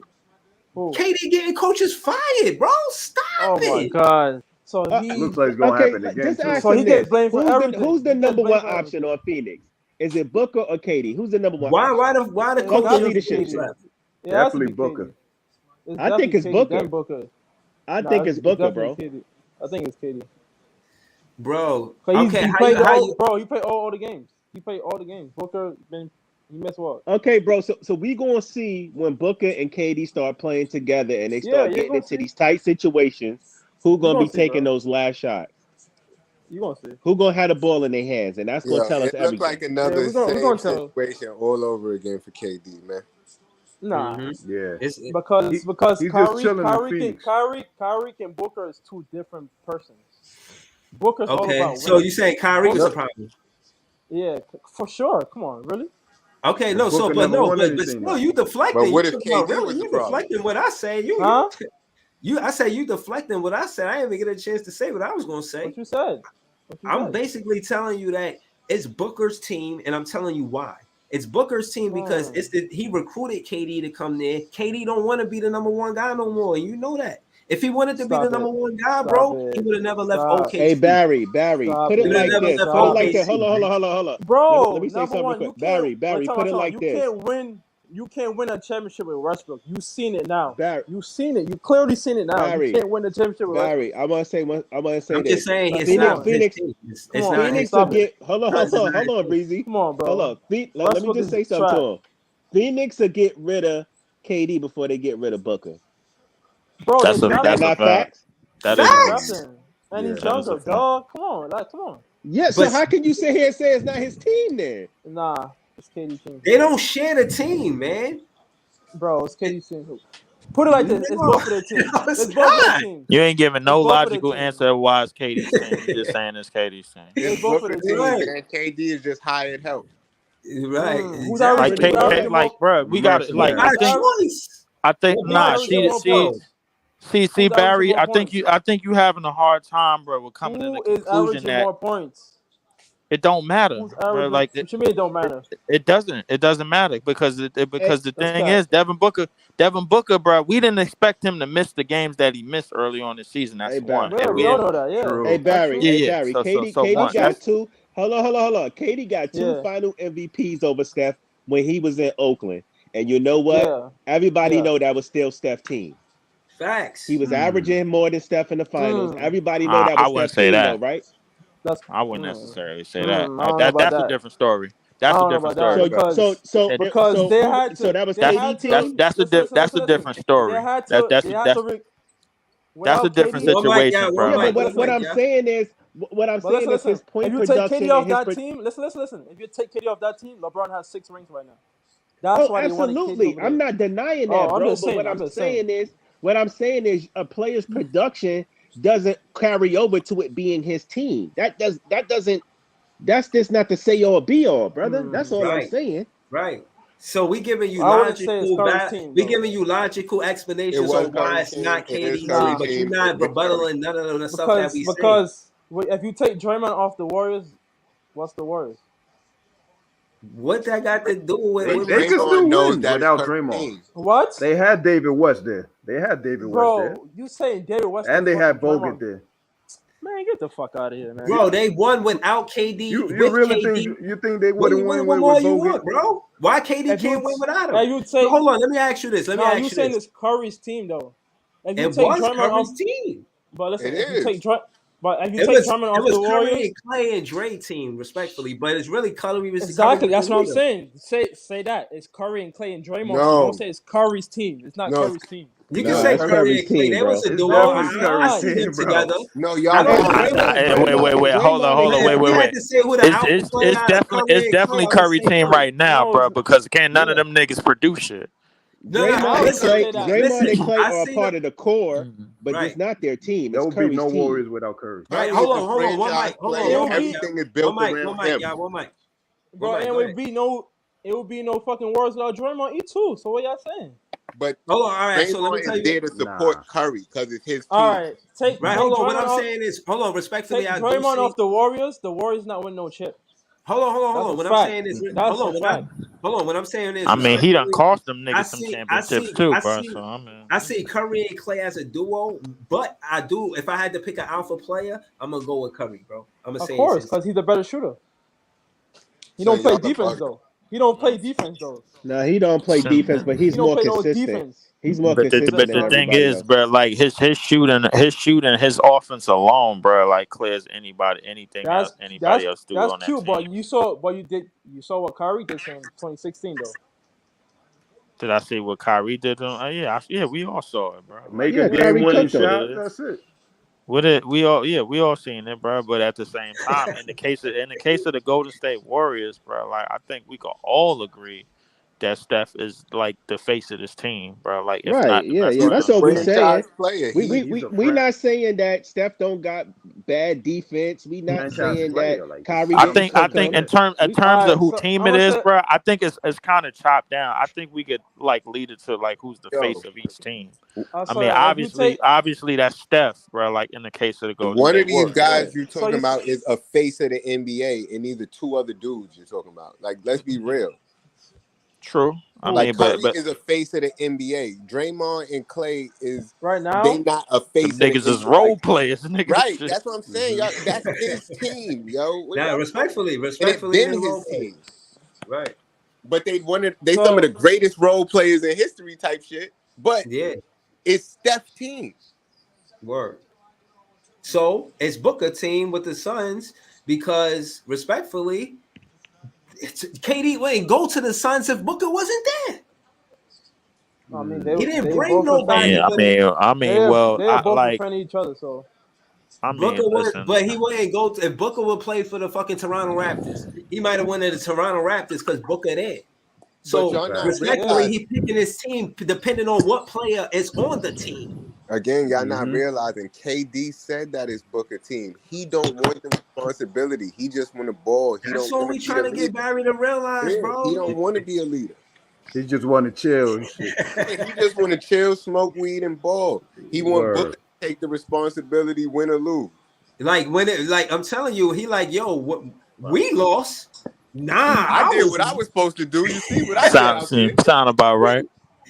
nah. You know what I mean? Sound So about If right. this Hey, if bro, this this is what your man said, bro. Like he didn't say, nah bro. He confirming all nah of this shit, bro. Like your man when said. no, when he hold on. said You when trying he to? said that when he So said that you gotta show me that you Barry. gotta show me Hold the on, Barry. video when he said that. No, Barry. This is not a fact. This is me asking your opinion. Do you think when he got swept with the Brooklyn Nets, he was like, man, that Yeah, shit ain't my fault. I fired Sean Marks that and Steve Nash. It's their fault. who was the Like, coach? Who was the coach? I'm just saying. Do you think I'm he just said something saying, like that? bro. Who was the coach for that team? Come on, bro. We all know that in this fucking cut. So Bro, you The that saying coach nigga, that lost respect. KD did bro, his that best? nigga You say KD best win. in the last 365 days, he played for 4 different coaches. He played for Steve Nash, Jacques Vaughn, Monty Williams last year in the playoffs, and now Frank Vogel, bro. And This shit Vogel is about to get wild, out of bro. here too. And now that nigga Nah, Vogel about to be on the hot seat. Yo, the nah. fans are on It's him too like early, crazy. It's like, yo, it's not even his bro. fault, It's bro. too early, bro. It's too early. Coaches got fired early, bro. Like that's what they That's do. It's true, the but NBA. So how you yeah, feel Crazy. about the Brooklyn Nets having a better record than the Phoenix Suns? How you feel about that? It's November, bro. Bro, you don't win a championship in November. Yeah, You it don't is win a I championship November. in love it. November. I love It it. ain't the off season no more. In the And off I plus, season, and love it. plus, that's the point. That is listen. November. But in August, you was Listen, talking bro. all The this shit Sun. about what KD was going to do. So, Listen. The Suns win and tonight. It's the same record. So come on, bro. If that's if. that's an if. Yo, you thought We they was gonna gonna beat see. the Spurs. They lost back to back to the Right, Spurs. right. You was We in gonna here see. talking heavy about We the gonna Spurs. see. We gonna see. We gonna see, Oh, bro. that's we gonna see. Come, Yeah, I bet. Yo, come talk to we me back just in trying to April, highlight the fact that you was in here in August talking heavy about how bro. And trash the Nets is I'm still talking heavy. and I'm still about I'm here. mad I ain't take that bet, bro. That nigga, but I was not suspecting that That was nigga to put free up money right 38. there. That nigga put up 38 somehow, some way in Yeah, that game, bro. Jay missed out on some money. Yo, Nah, I'm good. I still got paid, bro. Like I just I'm didn't good. get paid. I'm shining. I just didn't get your money, bro. Like I still got paid off of Oh, that. bro, trust me. I still got paid off of You that win, handsomely, bro. and you win and you lose. You win and you lose and you lose. You feel me? That's not what you Yo, were saying, bro, before the game, though. Bro, Exactly. He's trying to switch it up. it's I'm gonna keep talking my shit. I'm it's gonna all keep right, saying this. bro, man. Like KD's getting old, man. We all Yeah, how been much? through But it, man. With look how old much he's players, we see averaging. them get old, and it's Look like at it dies away. look at We the just want you to numbers. stand. Like, come on, Look at man. the Don't say numbers. that He's you still ain't know we were averaging streaming 30. the next day. Like, come on, man. That shit was hilarious. What I He's was like, gonna oh, say is that y'all went live? Oh, shit. My bad. I didn't even know. Right after Wimby bust KD ass, he's like, oh, shit. I didn't even know y'all went live. I was crying. Right. Bro. Shout out to Wesley Persons, man. Wesley Persons in the building. His mama named him Wesley Levon Person. You understand me? Know what I'm saying? Well, he was drafted in 1994-95 season at 23, so he probably played like he was a grown man when he came to the league. He probably went to the G League first. Know what I mean? Nah, nigga, Remember he back in the played. day, Nah, people niggas wasn't played all coming 4 in years of early on college time. back Yeah, then. all 4 years in college. Yeah, that's Yeah, a fact. I think yeah, that's a new thing them where they niggas, get the yeah, them rookies and the niggas sophomores and different. shit. Yeah, Yeah. Yeah, he was a shooting guard, small forward. They used to call him West. Know what I mean? He averaged 11.2 points per game for his career, but he had some big years, man. With his best year as far as scoring, I think was with Cleveland, where he averaged 15. and He he was a was on that shooter, Hubie man. Brown team too with Memphis. They had Yeah, Jason man. Williams and all that. 3-point percentage. Look, he was a 3-point shooter, but look how small a volume is, man. This biggest pause. The most 3-pointers he took a year was 4. But you know, That's back it. in the day, they wasn't letting people shoot 3-pointers a Word. lot like that. yeah. Like it wasn't. Word. That's why nigga. That's why I hate when niggas try to play cross generation, bro. Like try to throw Steph in the '90s, nigga. Like that shit gonna work. That ain't gonna work. Niggas would have been ripping that little nigga at mid court. And he might have Stephen got Curry benched. retires a Warrior. Yeah, He he's gonna retire a he would Warrior. have got benched the first 40-foot three he missed. You right, right. And then you don't never get none of that. Exactly. No, Curry's retiring as a Warrior for sure. Yeah, he's on his Derek Jeter shit. He's staying there. Yeah, All the yeah, way. of course he is. Yeah. Of course he is. He for sure is. I ain't denying that, but Yeah, it's good for the game for him to retire there. That's for sure. don't nobody give a fuck with that nigga retired, man. Fuck him. Yo, hold on. I got a better question for my People Nets were fans in the saying building. with Y'all think LeBron and Curry y'all think the getting Brooklyn older, Nets could retire Cam Thomas? It's We're gonna possible, see. but I mean, but listen, they that's a got to long. treat him right. That's a It's too long early. shot right It's They too now. gotta early to treat him call right. that. It's They too gotta They early gotta treat to him. treat call him They right, that. gotta bro. do I right by think. Cam Thomas for It's sure. way too early for all of that, bro. Like, be honest with you. The No, way I'm just niggas, saying for the conversation because as far I as mean, great but the players, way niggas move who around in the league, bro. Like, I that's mean, what I'm like saying. Who we drafted that retired with us? I was hoping it was Brooke Lopez at one point when I was a Nets fan. that just goes to show you what fucking management we got upstairs, bro. Like, niggas don't That's a value. different Yo, I management now. was about to So say it's that, all bro. good. Yeah, I Yo, mean, but so is that Sean just Marks goes to show you the treating this management that team? we had over the years, bro. Like, listen, like Yeah. it's not a rumor. It's not a rumor that we basically switch niggas, man, like a nasty bitch switch her drawers, bro. Like, come on, bro. Like, it's not a rumor, bro. You know what I'm saying? So it is what it is, man. Listen, this whole With culture the shit Nets, that you was talking about, it's a real thing, but it got to start somewhere, bro. And we gotta believe in it. And upstairs first, gotta believe in it too. You know what I'm saying? Because they responsible for shipping niggas in and out of here, man. Yup. Like it's a goddamn warehouse. You know what I'm I saying? think So Like I think they that's the culture change now, though. I think when they asking for culture change, I think one of the biggest things about culture change is how long teammates remain teammates. You know, that's how you build the identity by having teams I think be we was together on for the I like think 2, we was 3, on the 4 path to seasons. that. So hold on, right. So hold on, because I want to ask. Let's start with Leaf, right? Because I'll say mine's really, and because I'll be quick to it. I'll say Lonnie Walker, Mikal Bridges, Cam Johnson, Nick Claxton, and I'll end with a 5 and Cam Thomas should be the group that we build with. I like DFS too. I'm not gonna hold you, but everybody else, I'm kind of like, but not really like, But I will say that 6 is the group you need to build with. That 6, don't trade them. Try to work things out so they can stay together. I think we can you work. know, Did I say I Lonnie would say Walker? Did I say Lonnie Walker too? Yeah, you said Yeah. Lonnie Walker, but Okay. what I would say to that is I think the new CBA will allow us to keep that type of group together, bro, because they want you to build talent that's basically like there since the CBA got in place. You know what I'm saying? Like the Yeah. CBA is basically for teams that like to go through the draft and do it through the draft, you know, so to speak. So I think it's gonna be an interesting balance, bro. Like I won't be surprised if the Nuggets is running off conference finals left and right, bro, with the talent that they done build up. Because if you go look at the Nuggets past, bro, Joker and Jamal Murray got in Denver the same time Mike Malone got in Denver. You know what I'm saying? So it kind of worked. So they all grew together. It was a 7-year process. Shit, it might take us longer, bro, with the way we going, bro. I mean, but with the Ben Simmons contract and all this other shit that's going on, but I mean, it's just gonna take a while, man. Rome wasn't built in one day, man. And in the meantime, you're gonna have niggas like Barry talking about how many championships you got. You know what I'm saying? So until we actually get one, But so nah, but all it is right. what it So is. again, I think we should commit to Lonnie Walker. Give him the contract he's asking for. And I see him as a 6 man a year. Everything they was on the fence about, far as Lemon Pepper Lou, like, oh, he should come off the bench. I think it's Lonnie Walker. I think Lonnie Walker is our 6 man of the future, bro. For real. Yes, sir. Yeah. But and he I a would free agent agree. next. I would agree with that. I would definitely agree with that. I think the trajectory of what's the most important thing is the trajectory of Cam Thomas. That's the most Yeah. important thing, man. I think We already know what everybody else's role is going forward. The Yeah. trajectory is going to be with Cam Thomas, and we need a goddamn lead guard, bro. Like for real, somebody that's going to dime up the court, man. Like way better than Ben Simmons and provide some goddamn scoring, bro. Like this shit is Yeah. ridiculous. Yeah. Yeah, I So agree because Sean Marks needs to hold on to Cam Thomas because it Yeah. You gotta seems pay like if him. you don't notice, like he's trying to do. I'm not sure if this is a major league G League where he brings players that he's ready to replace. Like look at your man Clowney. He plays just like Claxton. You understand? So is he getting him in because he's gonna throw away Claxton?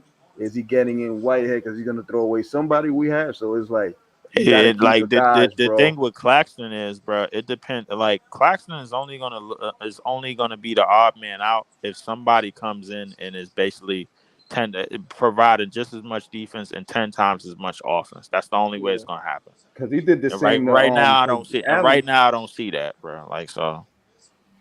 Like Claxton replaced Allen, so somebody's gonna replace Claxton, somebody's gonna replace him, and I mean, like, but nah, let's keep the He core. replaced Allen by accident though. Mm-hmm. Nah, if y'all don't pay Uh, Claxton, they bugging. yeah, Man, be Y'all gotta honest bring with you, he Claxton bro. had back. an effect. He had an effect in that game I'll be yesterday. honest with you, bro. The most important thing we need right now is a facilitator, is somebody that's gonna push the pace. Because I have Yeah, Yeah. Corset as shit. Yeah. yeah. They need to move the ball I around. don't like it, man. Like we could have defense out there all day, man. Like what the hell we gonna be, the 2000 Baltimore Ravens? Hell no. Fuck out of here, bro. Like we ain't To gonna keep play it no a damn buck, our defense all defense day. ain't even looking that great. For Exactly. real. Mm-hmm. Exactly. Our defense ain't Um, even at that damn A1 like everybody predicted. So I Yeah, mean, I it's mean, ranked good though. We got some listen, good rankings though.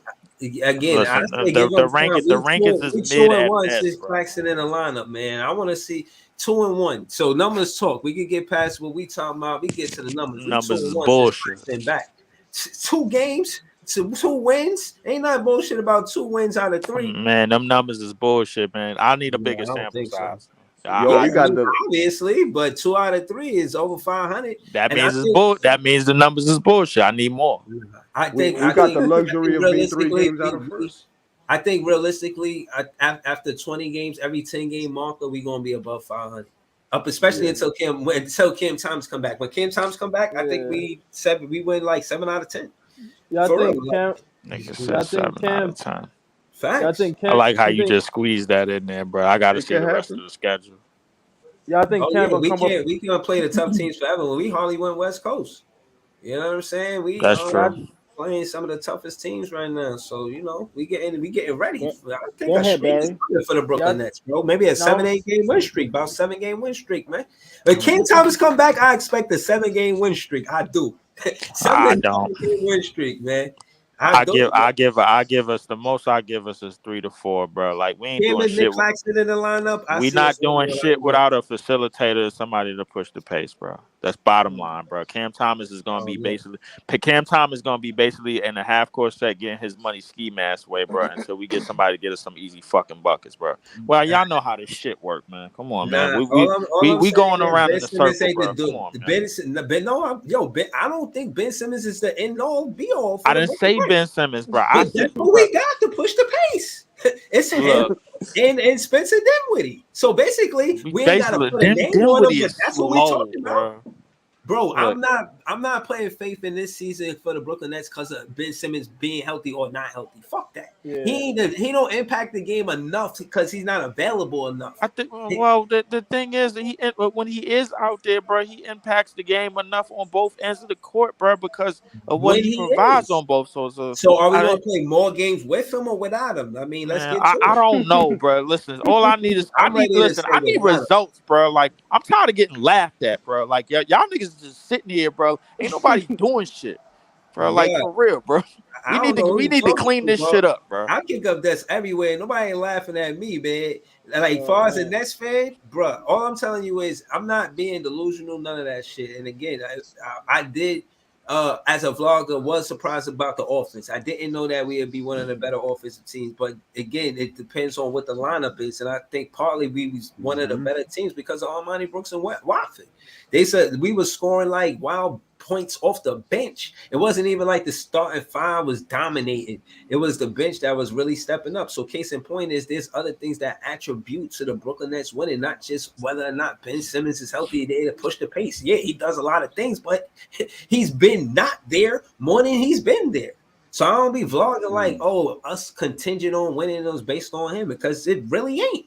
I think Ben is cool and all, but we've been winning without that nigga too. So it ain't like we lost. How many games we won without Ben? Definitely won like 2 games, right?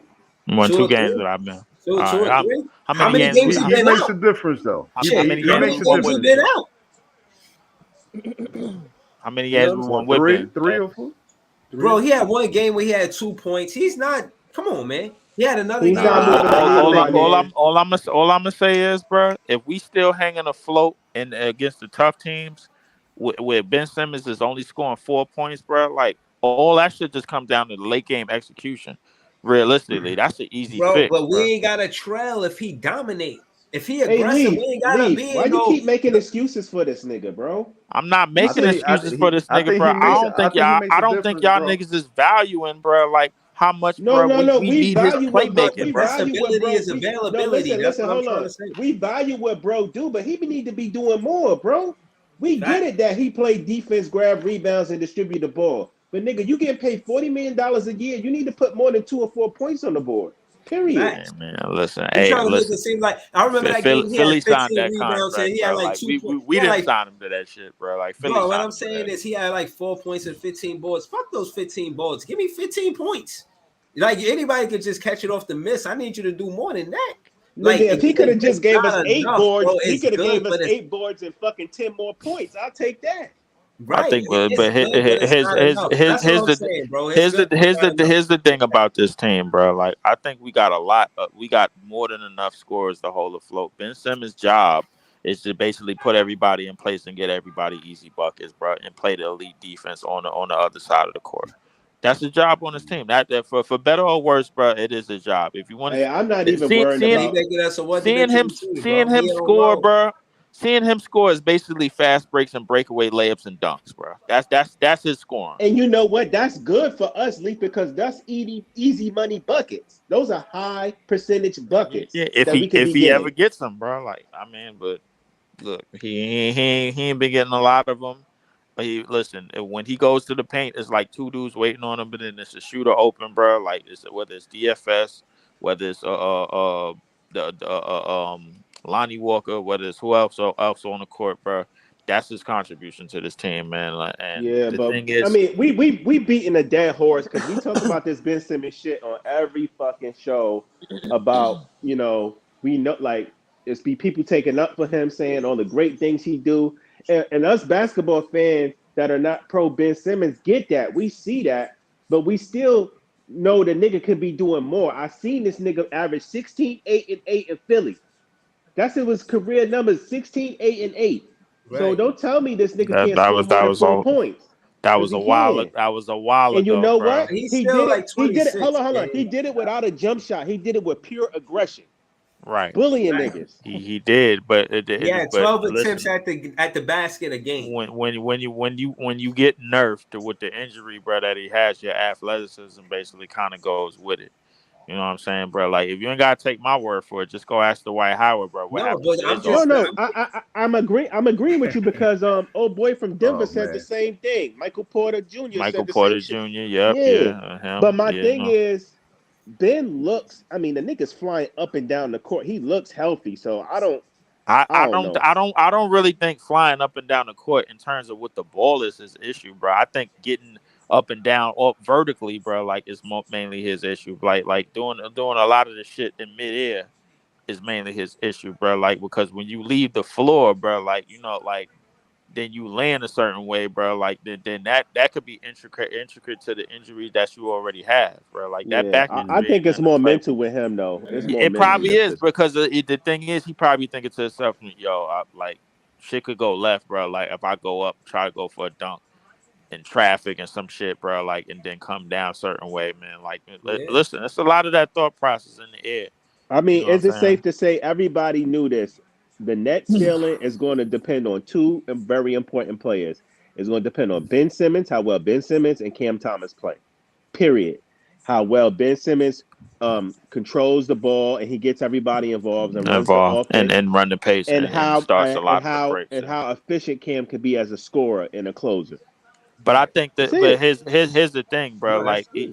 look, But we the got to thing that, start doing it without Ben Simmons. I think Cam Thomas plays more games than Ben Simmons. yeah, obviously, but at the oh yeah, same yeah. time, I think our dependency, bro. We got to look at our dependency in terms of scoring, bro. Like in a half court set, creating something out of nothing, Cam Thomas. In terms of like shot creation, Cam Thomas.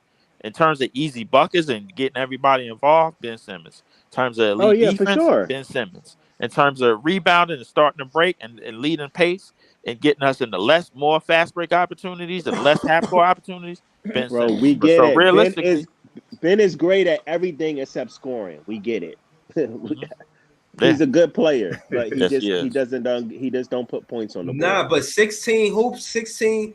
I said hoop. Shout out to Brooklyn Hoops. Brooklyn Hoops pulling up. 16 points is enough. You ain't got to be a dominant scorer. We just asking for 16. Exactly. Hey nigga, I thought That's I what was, I'm saying, Breezy.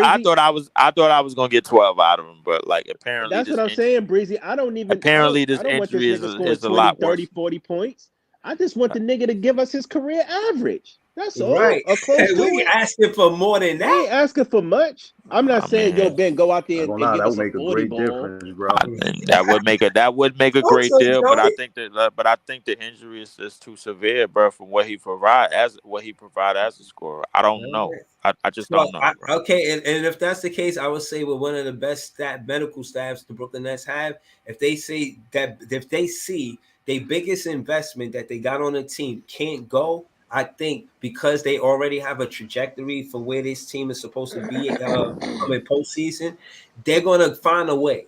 You know, they're gonna find a way, and Yeah. they're gonna We, find a way we to already, you know, but the thing hold on, is, hold on. Let me we already finish. on the back nine, bro. Like. We already what? We already on the back nine, bro. Everybody knew when we took this deal. This was one of the worst deals.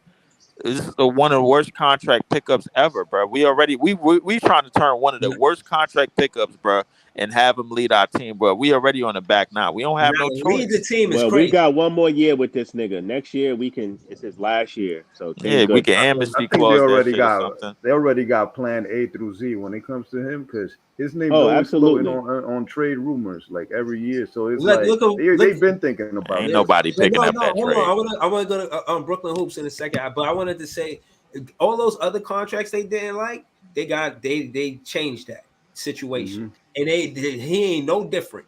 If they don't like Yeah. his production this season, oh yeah, it's just you know what I mean. Things got to change, man. Things got to change. Yo, you there, Brooklyn Hoops? Yeah, I'm here. I'm listening in. I didn't know if that your camera was good or not because I seen No, I have it off. I have it off. Yeah, oh I don't have because it even okay. plugged in. I Okay, gotta put cool. my logo up when I get a chance, though, man. Oh, all right. What up, though, Brooklyn Hoops? I'm What you got chilling. on I'm this? chilling. Let me add to the Ben Simmons thing over here. Listen, I know how y'all feel, man, but we still need him.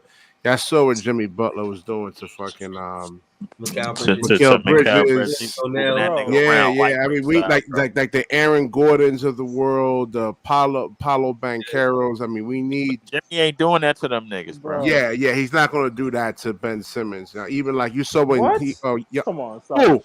You know he's Stop it. 6'11", 240 pounds. You're Bro, not going if to just he's run him doing over like that. if he's He's doing that to Nah. Mikal, if he's doing that to Barry, The thing is, it's a Mikal, better. Barry, I hold up, think bro. just Hold up, arguing Barry. for the Before sake you of. say bro, if anything, he's bro, doing that to listen. Mikal Bridges, what do you think he's gonna do Barry, to Ben before you Simmons? say anything, Stop bro, it. let I remind you, bro, the game that Ben Simmons Go played ahead, when we y'all. I played had to sell Barry out. He was being yeah. rude. So the game that we had Ben Simmons against Miami, we won that and we held that team to under 110 points. By the way, bro, like Ben Simmons had a little something to do with that, bro. yeah. Like Yeah, He was no. I physical. agree with y'all. He is good at holding up opposing. I want him to do good. That's why I was mad at the Donovan Mitchell game, mad at the Luka game. You know what I'm saying? I want him to be that guy to stop those guys. You know what I mean? Yeah, And even like Giannis, was it Giannis shot even like versus the 15% Celtics, he I from really wasn't three? want to see what we look like at full strength, bro. That's the right. Giannis real was low deal. key bitching. Giannis was low key bitching Ben Simmons though in that game, bro. But we still had a chance to win that game, though. Like the thing But he about could have did better the though. thing Giannis about was playing well. the thing that I saw, I like this thing that I saw in the game last night. I didn't see that same flair, bro, that we had in those games in the fourth quarter, bro. When we was up on Milwaukee, when we was up on Cleveland, and when we was up on Dallas, bro. I didn't see it, bro. Even though we didn't play with the high level defensive aspect that like everybody was expecting us to, because we Here's my gave up thing a with whole bunch Ben of though. points. Yeah, go It's ahead. been bullshit That's with right. this nigga. It's been bullshit with him ever since he been here. So I'm not expecting anything else but Right. bullshit from him. Ever since he been here, it's been bullshit. It's been inconsistency, bro. And I get it. Some of it is not his fault with his injuries and stuff and his body. But that just shows you that this nigga's body is failing, bro. I don't Yeah, see man. this nigga being the same person or player. Like he's done. Like I'm ready for his contract to be up, and so we could just move on from this nigga. I'll Like I'm tell not you what. expecting much Listen, from him. but like There's a lot of his serviceable players playmaking that and could his push the defense, pace, bro, man. is gonna have to do is what it can for us, and when he is healthy. But that's all I can really say, bro. Like, I listen in terms of the percentage. Best ability is availability, man. Yeah, I understand But that, like but in I don't know terms of who the said this. percentage, in I don't know terms of who the said this, but I percentage, agree with them. I think the Nets already got a plan A through Z, and they already got fucking plans about how to handle Ben Simmons, depending on how he's playing at the time when they got to renegotiate with this nigga. I already think they already got predetermined set plans for this nigga, yo, depending on how the outcome is. Yeah, you actually right. You're actually right about that. Because listen, he I would hasn't agree really with truly that. developed. I love Ben Simmons, man. Nobody's been more of a Ben Simmons supporter than me over here, man. I mean, I've been defending him for the past year on this channel, on Sports to the Wire, other channel, but in terms of him getting like another max deal, he hasn't really improved. That shit is dead. Yeah. That shit is dead. Yeah. He ain't getting another crumb for out of an NBA team, bro. Like, I swear to God. No, I mean, he has value. Like I said, he does have value because Jimmy Butler's not going to bully him. He's not going to bully Ben Simmons like he was doing to Mikal Bridges. That's not happening. I agree with that. I think that the Mikal Bridges, he was too strong for Mikal. Yeah, Jimmy Butler was too strong for Mikal Bridges, and he was too quick for Royce O'Neal. Yeah, and he shitted on. Hey, don't forget Spencer because he abused Spencer that game. The only person that really had his way with Ben Simmons was Giannis, bro. Like, I think on the possessions that he was guarding Giannis. I mean, he really held his own, but then like the referee, Giannis just lowered his shoulder and just dunked on that nigga a couple of times. But if you're in foul trouble, and the referees is calling ticky-tack fouls, and then you can't be as aggressive. That's true. That's true. That's true. I'll give you that. I mean, I would definitely give you that. But I mean, what else you expect from a 6'10", 250-pound nigga, bro? Like, he gonna get physical, bro. Like the referees probably gonna be like, all right, yo. Man, I'm like, yo, yeah, they do. They do. You try calling them fouls in the hood, you won't get. They do be calling some grade A, but they called a couple of against fouls. They call it. We can. Yeah, we can. Yo. Yeah, they call it ticky. I mean, I seen yesterday. My bad. Can y'all hear me? Jimmy Butler Yeah, initiated yeah. contact. I mean, he's the one that initiated the contact. Royce don't know O'Neal if y'all has can his hear hand me. straight up, and they call him Yeah, fouls. I can hear you, bro. I see Yeah, y'all. we talked Hold on, about let me that. We come talked up about that here. call last night. That and one. That was some straight Yeah, up I was like, bullshit. Royce O'Neal got his hands up. I said Jimmy Butler initiated the contact. He ran into him. Exactly. I mean, he's going vertical. How you call a foul on that? Like I said, He's you straight try that. up. You try that shit in the hood. Call it in the hood, you'll get punched in the face. You know what I'm saying? But- like you playing. And then on the other side of the ball, Mikal was getting hit a lot, and he wasn't getting shit. Exactly. Yo, I seen a mock trade on Twitter talking about Royce O'Neal. Y'all can hear me? Y'all can hear me? For Zach LaVine. I did a Zach LaVine video earlier. I mean, it looked like Sean Marks was is not really truly in the hunt for him, you know. Brooklyn Hoops, y'all can hear me? Y'all can hear me? Yeah, we hear you. Yeah. All right, Hey, but Brooklyn Hoops, why would we be in the hunt for him when we got Cam Thomas? We already got a young stud scoring the ball. The thing, I like Zach, but all Zach is aesthetics. You're not going to win shit with him, bro. You might get some highlights here and there, and he might have go off for a couple of games, but you're not winning shit with Zach LaVine. No, I feel like you on the that. juice isn't worth the squeeze. Like, let that nigga stay over in Chicago. I'm good on him. Yeah, probably gonna go to he the wants to go Lakers to the or some Lakers shit. anyway. So thank God. Yeah, I'd rather give the keys to Cam Thomas and let Cam rock out, and he's gonna stunt Cam's growth. He still got to work on his. Like I said, Cam still got to work on his passing. He got to turn like I was saying. He got to make those other players around him better, man. He got to turn like Day'Ron Sharp. He needs to turn like Day'Ron. He's a C player. He needs to turn him into like a B player. But is it safe to say that? I mean, Cam has gotten better with that this year. Oh yeah, a little bit better. I've seen a little bit of growth, but not as much. Not as much as I would like. It takes time because he got to program his mind a certain way now. And it takes time to. He has to because I will say this: with Ben Simmons on the court, Cam Thomas buckets is a whole lot easier than they are. Yeah, that's what I was saying. I keep trying to tell him because Ben is a point guard, man. Like as soon as you double him, he releases the basketball. Like you'll see Spencer, like James Harden. I mean, they can get doubled. I think the most underrated part of Ben Simmons' game on offense is his screens. Like, yeah, man. Like that when he set a screen, bro. Like them niggas is out of the play. Most players don't communicate, man. Or they don't call screen left, screen right, exactly. man. I think our communication on offense, bro, is a whole lot better with Ben Simmons on the court. The only thing is when Ben is setting those screens, he's not rolling. He's not rolling because his man is waiting for him in the paint. That's why he ain't gonna let him just go in the paint. It's not like Ben Simmons ain't gonna try to attack. He gonna try to attack. The defense is gonna go to that one move. He gonna go to that one move. It don't work, and then he gonna kick out. Yeah, bro. they ain't letting Ben get off, man. Like the defenses already know. They're hardcore doubling Ben, man. He gets down. They run the crazy thing about it. I thought Ben would at least have a floater down the lane or some shit. He has that. I don't even think he got that. He got that dumbass running hook, bro. Like, no, he has a floater. I did videos on this. I'm like, yo, where is this at, man? Like, he has this in his bag. So, like, let's see it. I was getting frustrated. I'm like, he has a hook shot, and Jacques Vaughn was saying like, "Yo, I don't know if Ben could play in the half court." Man, listen, what are you talking about? He could post up smaller guards. Like, he can post up smaller guards off of mismatches. I will say that when he gets his mismatches off the block, bro, like he got a tiny tune. Yeah, on but him, you got to be aggressive when you're doing that. I agree. Yeah, but the thing is that those are created by his screens, bro. But the thing is, the defense knows not to switch off on him, bro. Like because the nigga only looking for a mismatch on that shit. It's wild funny, bro. Like I ain't gonna lie to you, but I mean, listen, we got what we got.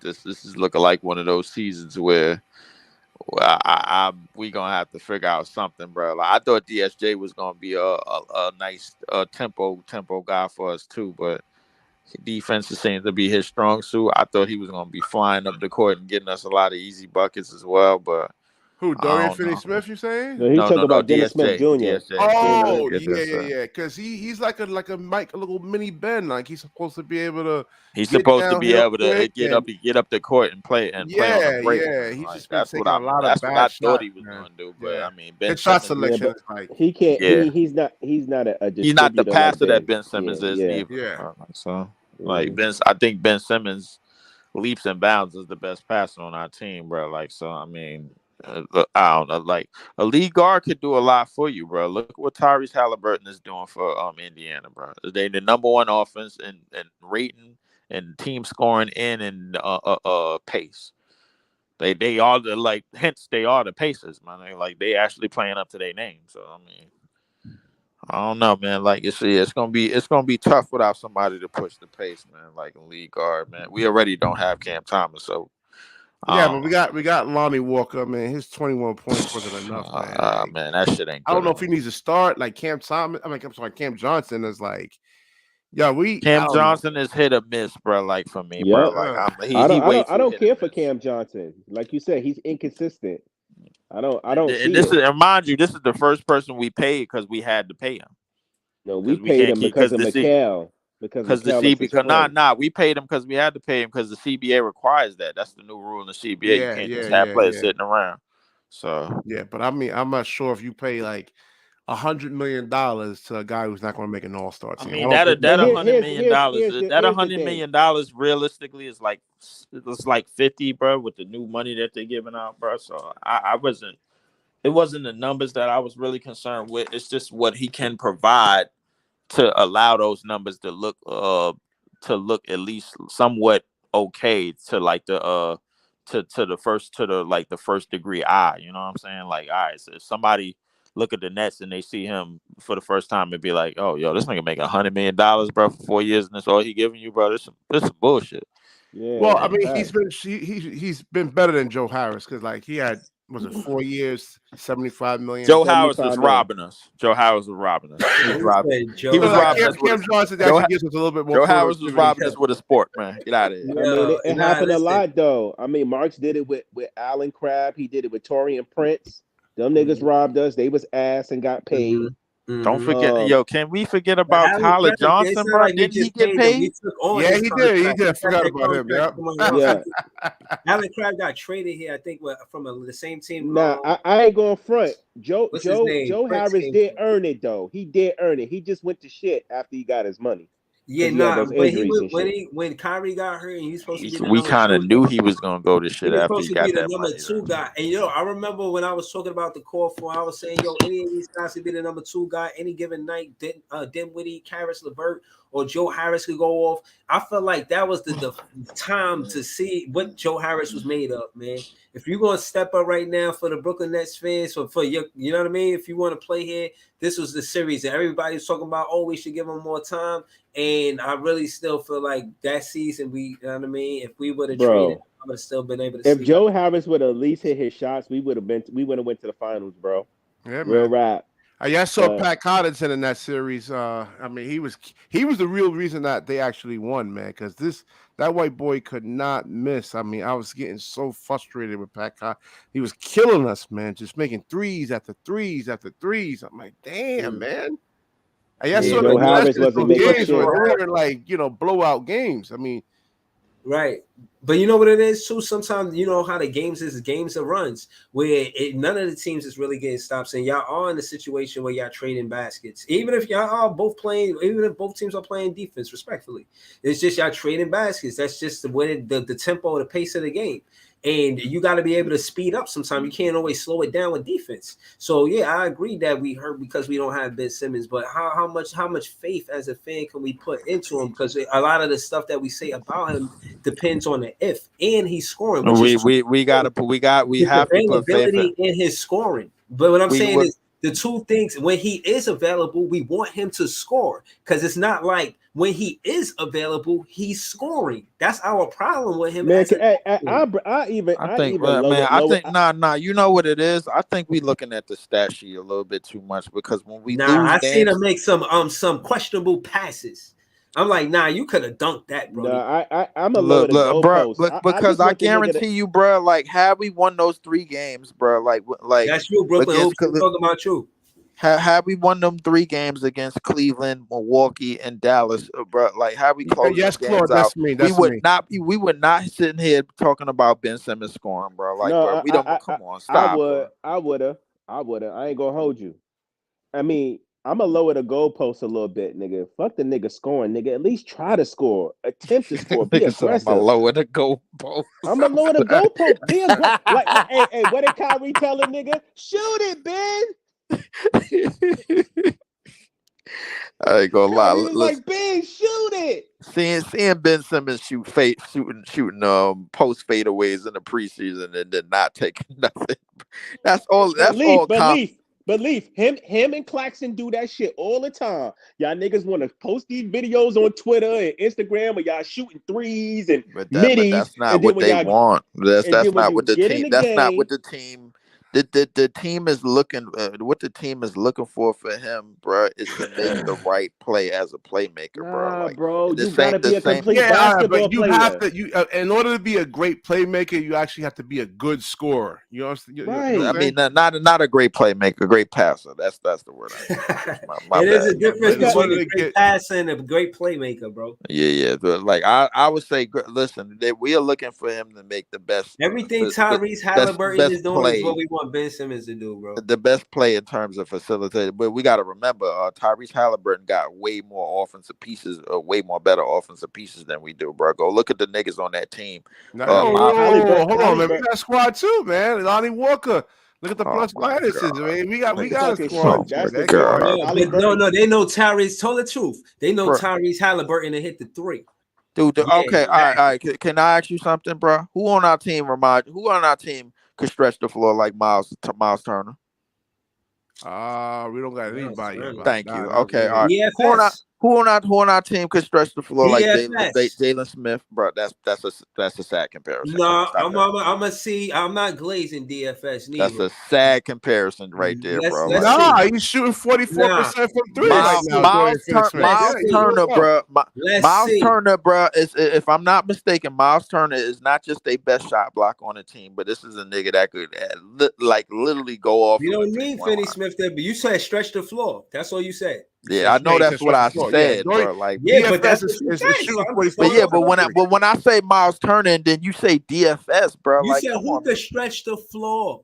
I know what I said, bro. Like, but when I say Miles Turner, when I say Miles shoot the 3 ball better than DSF? DFS, bro, that's not what I'm saying. When I say Miles Turner, bro, like I'm talking about what all else he provides, bro. When I say that, bro, like and obviously, bro, DFS in terms of Miles Turner as an overall player don't provide the same shit. They don't. Yeah, absolutely. He stretched the floor. For one, he stretches the floor. For 2, we don't need him to be the best shot blocker. We got Nick Claxton. So we got Nick Claxton who could block shots and can't shoot, bro. Like, and then we got this nigga DFS who was not that great of a shot blocker. Yeah, he's 45% from 3-pointer this season, bro. That's what you mean. That's for how many attempts, bro? He's been shooting a lot. 6 attempts. 3 six attempts. Yo, Leaf, he been shooting the 3 ball really good this season so far. Exactly. No, you know what? He has, bro. So I'm not even gonna jump on him, bro. Like, now let's get to the rest. Let's get to Miles Turner. Let's get to the rest of the team, bro. Talk about Miles Turner. Yeah, exactly. Let's get to the rest of the team. Better than Miles Turner. Let's get to the rest of the team, bro. Like, who on our team is a better shooter than Buddy Hield? Or just as good as a shooter? We don't have a player like Buddy Hield. Okay, all right. I don't want Mikal Bridges or Cam Johnson to shoot like a Buddy Hield. I like Cam Johnson using that mini more than a Buddy Hield. The point I'm trying to make is, bro, like Ben Simmons, bro, like, listen, even when he's not scoring, bro, like, yo, you do realize, bro, like his pace and his defense helps keeps us in a lot of games. Yeah, nigga, we talking in circles right now. Claude, hold on. Claude Smith, you actually heard what he just said right there? All right, you heard that, Claude? You hear that? What he just said? What? I heard it. He No, I heard mean, it. Claude Smith Smith, is pretty he brutal. recognized. Like I listen. I made videos trashing Ben Simmons. I'm not a fanboy. I'm gonna be real about it. If I see something bad, it's bad. If it's good, it's good. All right. Right. Yeah, no. See, thing is, I like the fact that it is true that fans feel like playing at playing at his peak, playing at his best, that we are a great team. That's not the Ben Simmons that we got, bro. But exactly. Realistically, he's post injury, a serious injury, right? To his back. It affects the way he plays, affects his mental confidence, right? So, with that being said, I don't think that he bounced back from it 100% confident or 100% healthy. And I think that an 82-game season is a lot on him. Maybe when he do give it a go, he can go maybe a 2-3 good games and be good. But that him playing 4, 5, 6, 7, 8 games straight shit, that shit is. Hey, Breezy, I'm calling it. This nigga gonna be in and out of the fucking roster the whole season. I promise you. Watch. Yeah, man. I see that early, man. You know what the crazy thing about it? Sean Marks and Jacques Vaughn basically basically told this nigga everything he wanted to hear before the season started, bro. Yo, you're gonna have the ball in your hand, you're gonna be the lead guard. Yo, it's gonna be your offense to run all this shit, bro. Like, and this nigga still is out here. Like, his body is still every day starting to fail. All they could do is give the nigga an opportunity. You heard what Lonnie Walker said. He's like, man, I'm so grateful for JV giving me this opportunity for me to be able to display my skills, which we was talking about last night, the other night when we was talking about culture and we was talking about player development. That's a part of player development, bro, is giving players a chance and letting them work through their fucking through their difficulties and finding their game and growing. That's a part of it, bro. And Lonnie Walker said that. He said, I'm thankful for the Nets. He said, this is the first time I've got to display my talents as a 3-tier player. He said, I'm very thankful for the Brooklyn Nets and JV for believing in me and giving me an opportunity to display that. Hey, yo, we also got to be thankful for Rob Pelinka too, man. Yo, for being a dumbass. Yeah, he's an idiot. Yeah, that was crazy. And my thing is, I say that to Laker fans all the time. The Reeves contract, I should have gave it to Lonnie Walker because I didn't. We're going to give him that contract. I don't think the Brooklyn Nets play with Lonnie Walker. I think they take him serious, and it's credit to him for playing the best basketball he's played in his career. Bro, we need to go shopping for a playmaker, bro. This shit is not crap. He was waiting for his opportunity, and when he got it, he was ready for it. You know what I'm saying? So we kind of like grooming with the player development shit. We're kind of like grooming. You know what the player that you know what I'm gonna be moving with the player development, man. When Trendon Watford turned into half of what Ben Simmons has turned into. That's Trendon Watford, but if they just let him play, I believe he can. All right. I mean, I guess we got to see, bro. Like they did the same shit with Cam, and now they're starting to say, "Hey, in order for Cam Thomas to get better, we need to play this guy." Mm-hmm. That's part of development, playing the guy in season games and letting him learn through his mistakes. Facts. We need a tempo pusher and facilitating ass nigga, bro. That's still gonna get us easy shots. And like I said the other night, we also trying to develop Mikal into being a number one, being the guy. I think Mikal is ready to do it all guy on our team, bro. Like I think his do it all abilities come in spurts.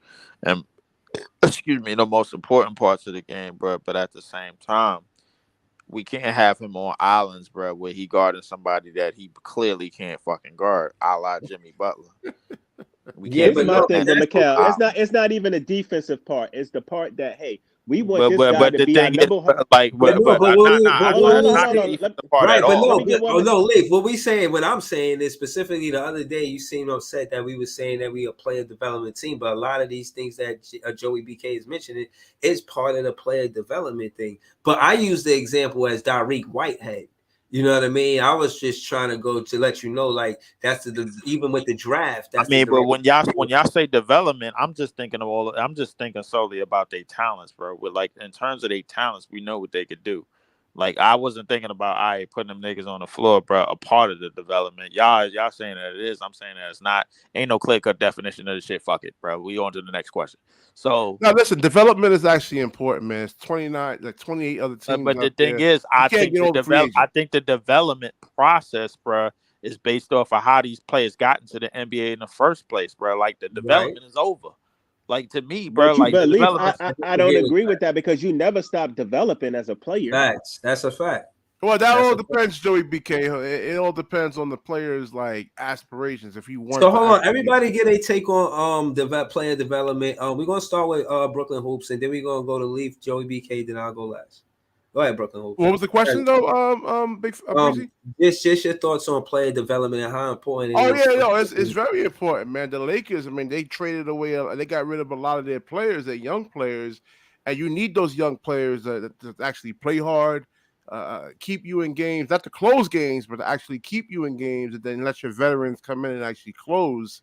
So player development, because it's like I said, 28 other teams besides the Brooklyn Nets. So you're not going to be able to get every single free agent that's actually out there. You got to develop guys.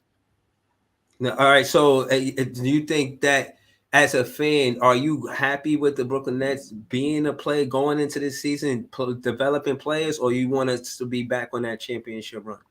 It all depends on who you get, man. Like with the video I did earlier, man. If you get Zach LaVine on his team, I mean, does it make you better than Milwaukee? Does it make you better than Boston? Can you like really analytically look at it and say, hey, we can actually beat this team in a 7-game series? And it all depends, man. I mean, I'm trying to see who you can get out there really to, beat the top 2 teams in the East. No, so you saying that this team is more of a player development team opposed to already having a roster to compete with the top teams in the East?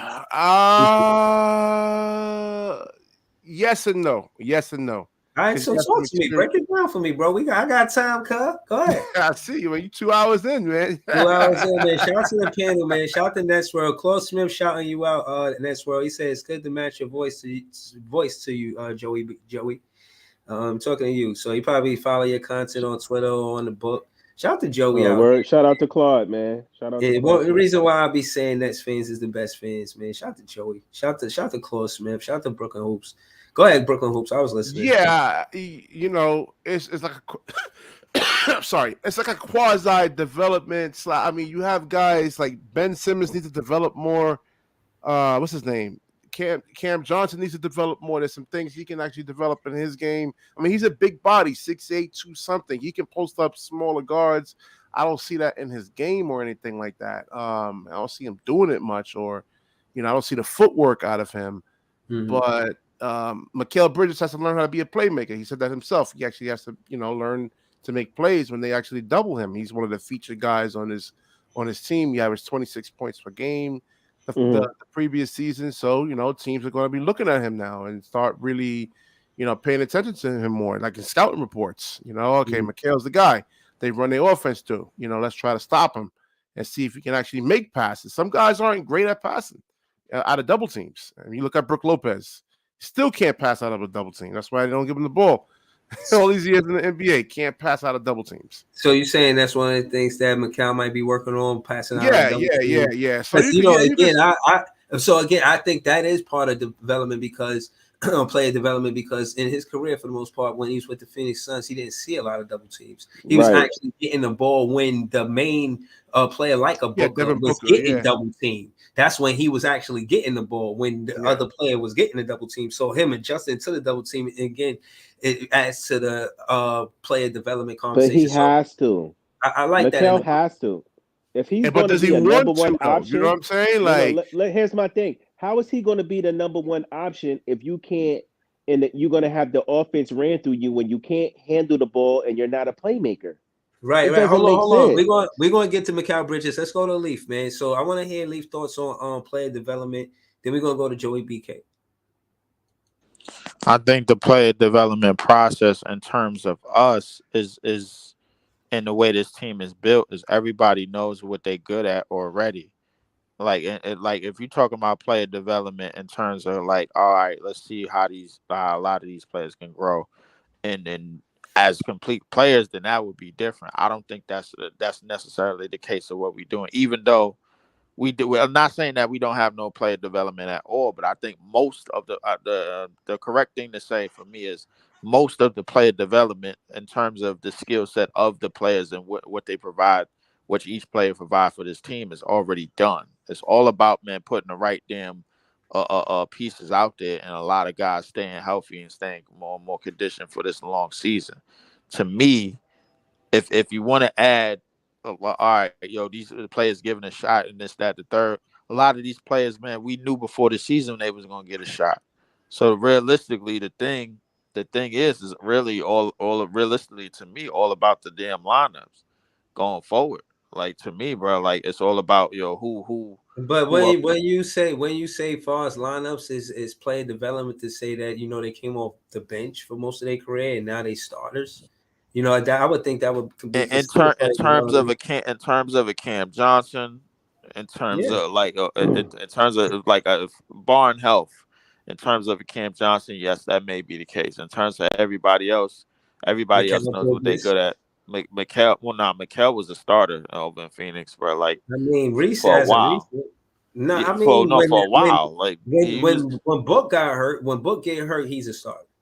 But if No, Book is no, held up, he was the starting three. Book was starting at the two. He was the starter okay, for a while over there. So okay, I think, all right. so realistically, I never, like but I don't think it was 82 games. He never had an 82 game season where he was a starter. yeah, he did. He was I a got star. He was a star. Mikael started. Mikael McHale started. started. Yeah, yeah. like Yeah, 82 game started. season. yes, he did. He ain't never been hurt, Yeah, so he played 82 he games. started. I don't know. Yeah, he did. But He was like your 3-and-D guy.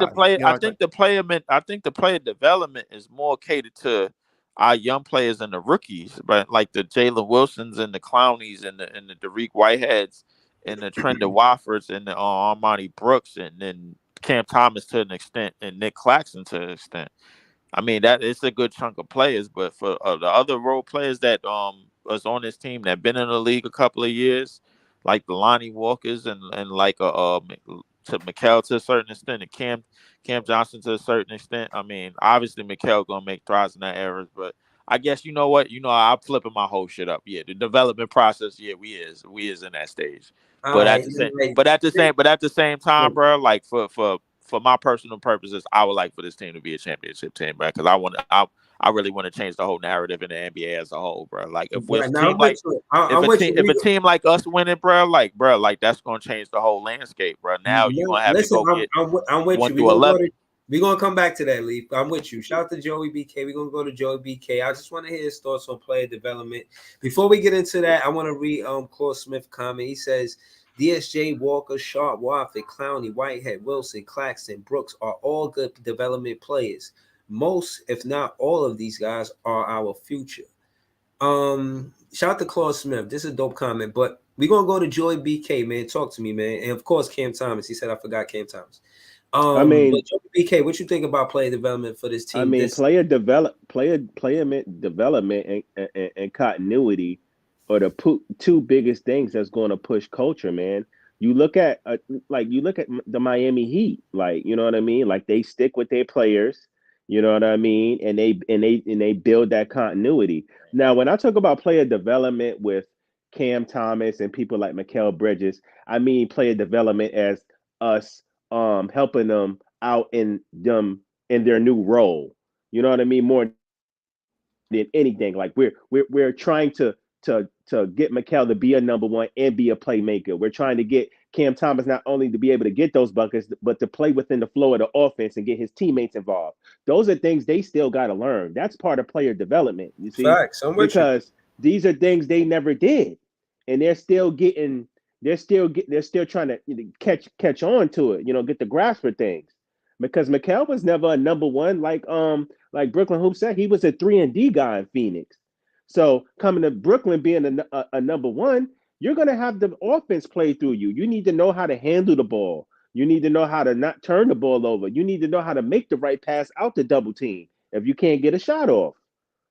Those are all things that are player developmental things for him that he's going to need to improve on if he's going to want to take that next step with our team. So yes, to me, player development is very important, but you have to stick with it and you have to be consistent.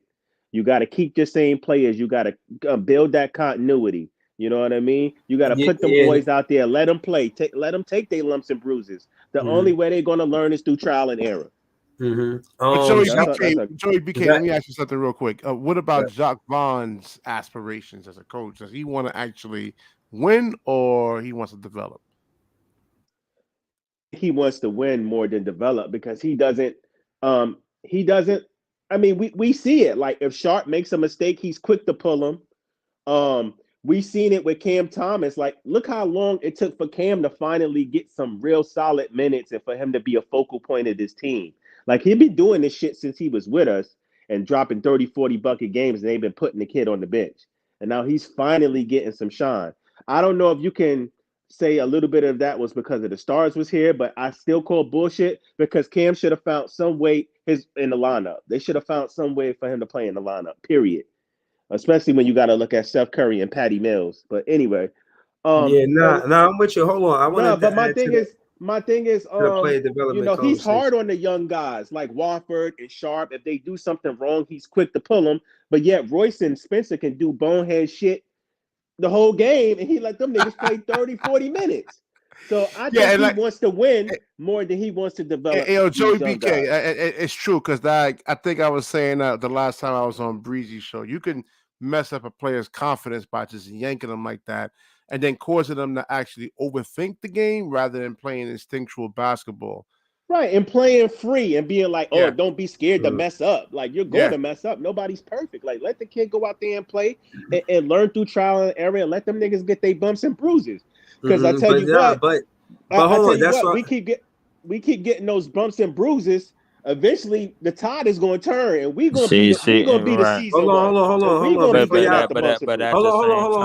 Let Breezy talk. Hold on. Before y'all take it somewhere else, let me just say my piece on the player development conversation. I feel like right now, everybody got something to prove far as developing or taking the next step in their career. Lonnie Walker, he's being talked about far as 6 man a year early, and that's because of the way he's playing. And he, again, like y'all said prior, wanted the opportunity. Everybody right now wants the opportunity. Dariq Whitehead, you know what I mean? He could have, like I said, back in the day, they used to be in the NBA, college for 4 years before they got to the NBA. He was a rookie. He didn't even play much. But because of his upside, we feel like we could put him in the G League. And I think that's the difference from then to now is the G League. You know what I'm saying? They could go to the G League and you know what I mean? You could play 4 years there, if anything, and then come to the Brooklyn Nets. Or before that, again, Sean Marks out of his own mouth said, you'll see Dariq Whitehead in this 82-game season. So again, I think because Sean Marks said that and me hearing him in the press conference in the offseason say like, yo, this is the direction we're going to go. I've been vlogging that way just off the strength that I know they're getting this young talent like Noah Clowney and Dariq Whitehead, not necessarily for this season. So they're not looking at it. They're looking at it like a restart. Like we, for lack of better words, turning a new leaf. You feel what I'm saying? They looking like, all right, I missed with the championship. We all know that we're not trying to win the championship this year. And that's what I'm asking y'all too. Like, do y'all feel like that's the trajectory of the Brooklyn Nets? Not necessarily win a championship, but more of the player development. And from what I heard on the panel before I spoke, that it's more of a player development season for us. I hate that fucking mentality, bro. But I'm saying is, even on everything that mentality stands for. Listen, these niggas is professional basketball players. Listen. What I'm saying is, as fans, since you don't like the mentality, how fair is it to ask a team that just got an 82-game season together this one season? How fair is it to say that we expect them to win a championship? It's not about expecting, bro. It's not about expectations, bro. But you can't come in with the mentality, we just gonna develop and shit. Because one day I didn't say just. Yeah. But I understand. That's not what I'm saying. All right, let's develop into a playoff contender. This, that, the third. Let's make strides in this type of thing. Fuck all that, man. Like, listen.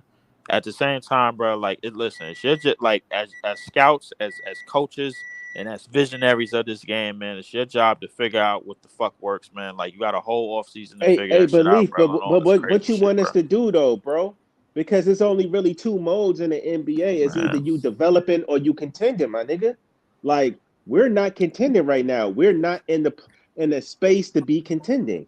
We got a bunch of this year is about niggas proving themselves, and then how the Nets is going to fucking look at who proved themselves and who they're going to take and move forward with.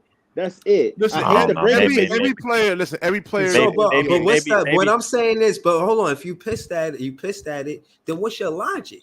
You know, I'm giving you logic to what I'm saying as a fan. My logic is, bro. Like, if we got enough bodies, bro, and we got enough lineups and enough strategies and rotations, bro, to figure all of this shit out over the course of a fucking 48-minute game, bro. Like, why the hell can't we?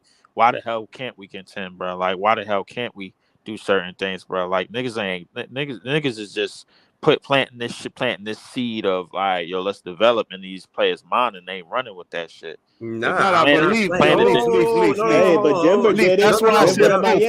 Denver and Miami. That's what I did said. it. Both initially. What I'm saying is, what I'm saying is, Sometimes you gotta wait your turn, bro. What I'm saying is, everybody wants fast food. Like you gotta cook up a gourmet meal with this shit.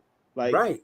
But everybody want to do this Lakers shit and get stars, and then we contended. Like nah, do it the Denver way, do it the Miami way. They grinded the shit out. They did it with continuity, culture, and development in their players, and then they got a couple of stars, hard-nosed stars, and they was good. Period. Nah, Joey you got to do the slow grind. What's his name? Jokic is homegrown. Yeah, man. Yeah. He was Murray. Like a Murray. Pick. They drafted Murray too. Yeah, he was a second round pick. The Joker. Yeah, he was the second. I was like, what? A second round pick?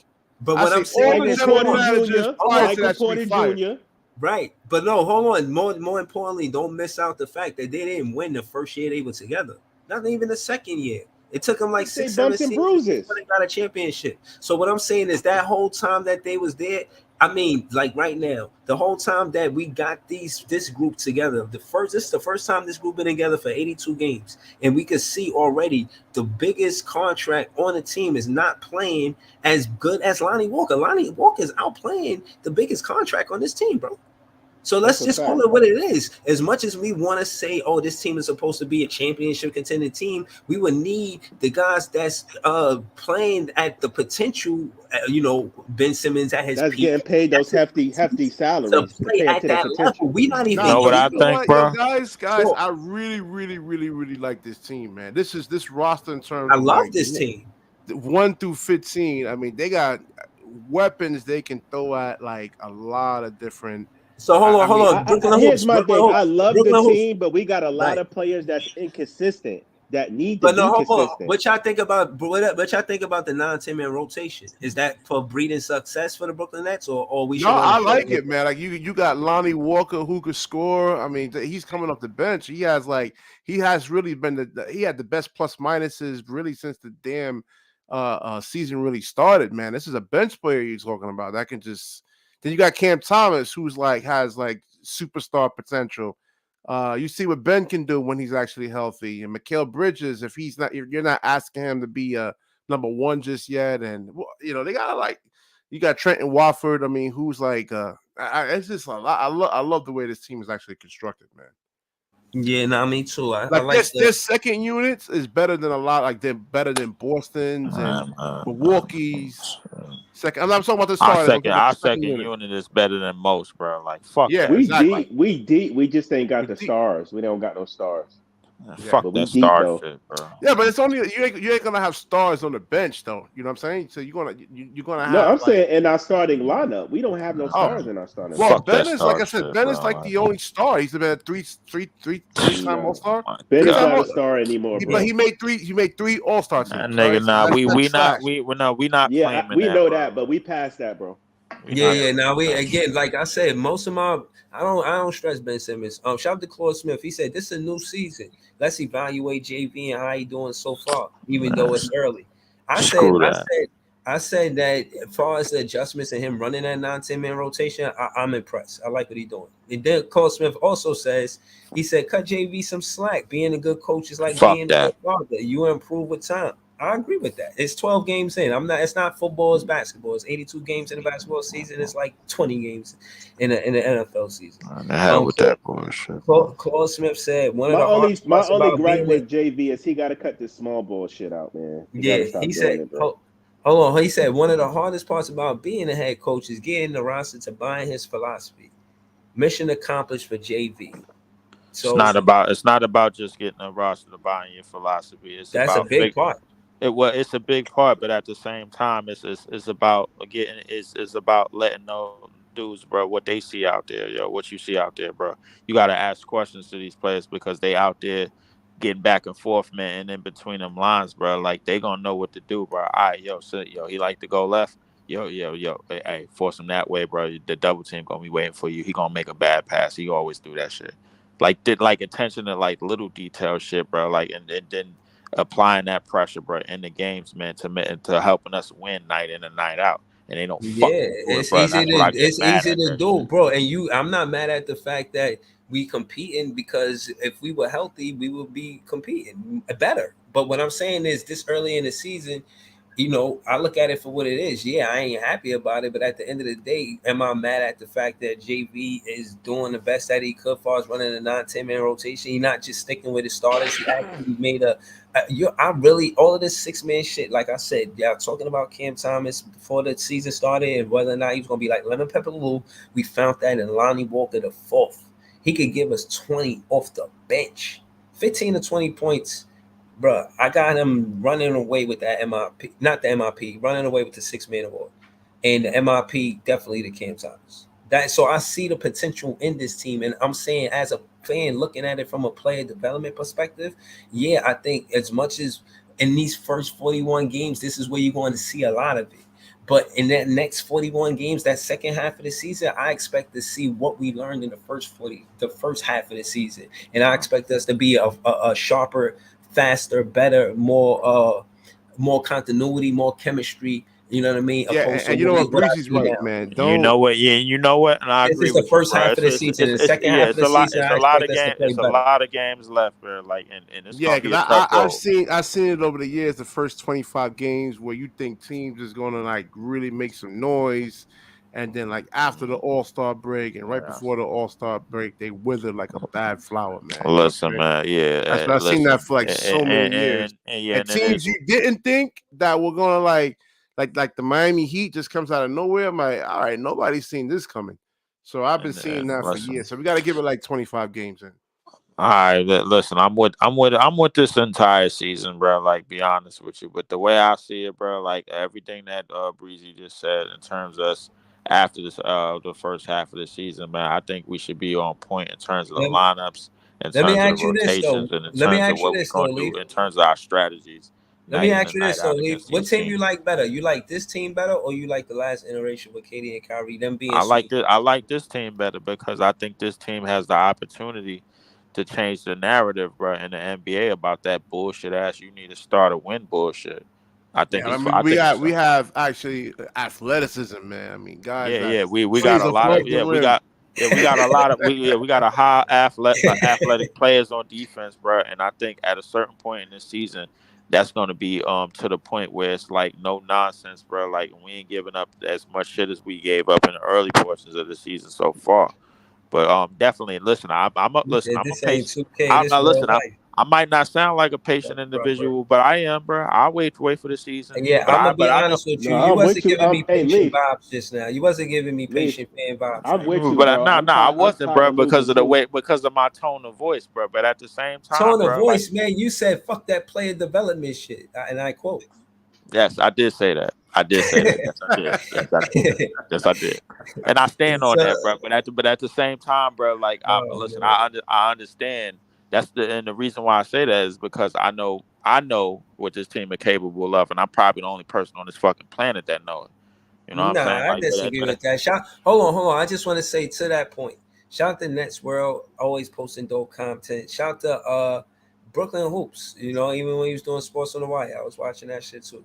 Shout out to Andre 76. He didn't say much on this, but I definitely Brock, want to I already know it ain't 2K, bro. It's real Hold on. life, and in real life, in reality, bro. Hold on, nah, I'm address this shit, Brock. In real life, bro, I believe this team. You could coach this team in your sleep. The hell with that bullshit, bro. Like, Right now, I'm not hold on. buying that. Hold on, I know we Hey, on but that. let me ask Leaf a question. So, what do you feel that JB's not doing right with the team for us to be? What do you think he should be doing better for us to be playing better? You hit on it earlier, bro. These whole all right, this whole small bullshit, bro. Like, and when then DFS and and Royce O'Neal can make all these mistakes, man, and then the trend of Woffers and the players that we actually need that can contribute, and when the youthful players that we actually need, like the trend of Woffers and Armani Brooks and the Dayron Sharks, can't make one mistake and they ain't being pulled from the game. But at the same time, bro, like, listen, you got to be the bully in the back in terms of them in between the in between portions of the game, bro. I understand if the fourth quarter, if you don't agree with, if you ain't ready for them to get that PT and to close them games out, that's fine. But just remember what they did for you were when they was out there putting in work and they was winning, as opposed to when you had Royce O'Neal out there turning the ball over and doing dumb shit. Right. DFS Because without them, we so, wouldn't yeah, have you won that punched on it. Chicago game at all. They won that Chicago game. So you hit it. So you hit the nail right on the head early on when you said it, bro. This team could. Me personally, listen. This is just me, and I'm gonna say this to any and everybody, bro. This team could be coaching they sleep. The hell with all this bullshit, bro. Like, listen, I don't give a shit about nothing else, bro. Like, I still think we need a backup point guard, though. Yeah, barn health, bro. Like, and listen, you plant the seeds and somebody head on that bench, yo. Yeah, I need DSJ or Wofford. I need y'all niggas to push the pace, bro, when y'all get the ball. Like, we up the court. Yeah, we're walking the ball up the court, man, allowing the other team's defense to get set. Yeah, you're right. Exactly, bro. Like, I'm like, F the coach, man. This is how we playing tonight. The hell with all of that, bro. Like, listen, man, I really like Wofford's game, man. Yeah, I know I'm a big Wofford fan, bro. Yeah, bro. Like, listen, I'm like, at some point, bro, like, I think it's up to the players not just to trust themselves, but to trust in the possible mistakes that they could make, and be like, yo, all right, Leaf. Let me ask you something. What you think about Dinwiddie's play in the Miami Heat game? What do you think, man? He a grade A piece of shit. I mean, like that's all it is, bro. Like, I'm not here to cut slack to somebody that's not gonna apply pressure. And that's not gonna put, like, he too slow for me, bro. Like, at the point guard position, at the lead guard position, bro. Like that. You know what's so crazy though? The game before that, everybody was praising him. Like, he had a monster game. I wasn't. And yeah, I'm 29. I wasn't. I said He calling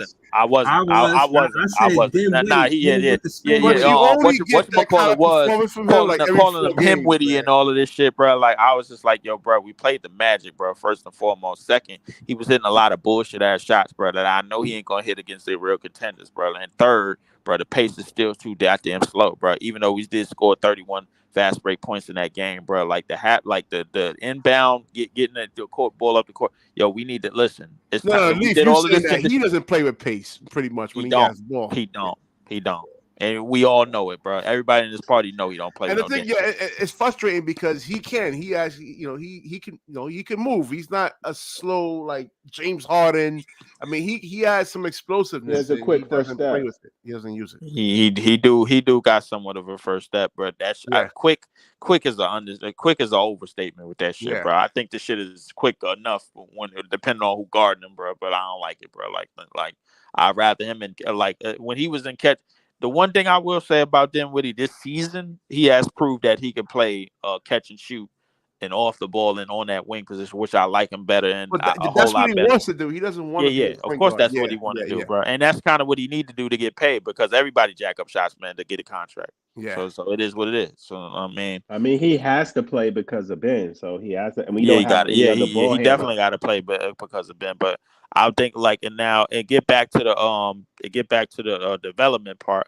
I would like to see Trender Wofford a whole lot more, bro, in these next couple of games while we don't have Ben Simmons. Absolutely.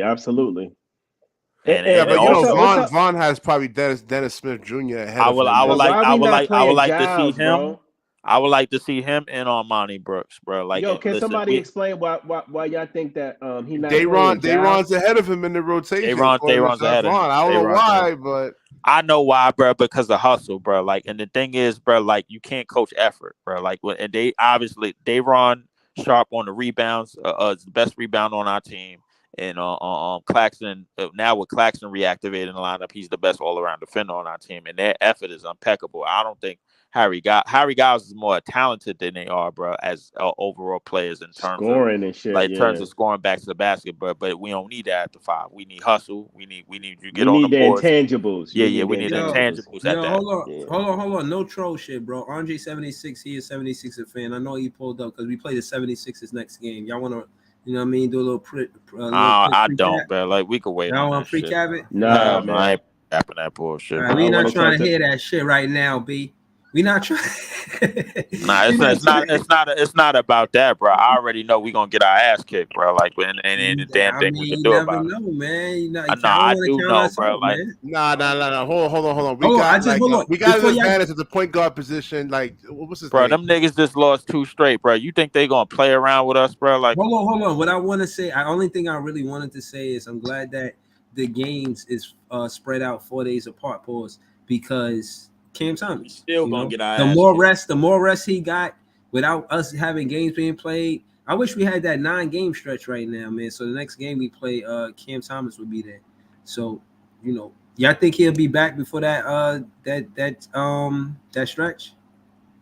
That 9-game stretch? Before the 9, man. He better not come back during the Philly game, man, because that shit about to be an ass whooping. Hold on. I'm Ron C said pre-cap it. I'm gonna go to RJ 76 real quick. Just see. He said he wants to say something. What up, RJ 76? You know.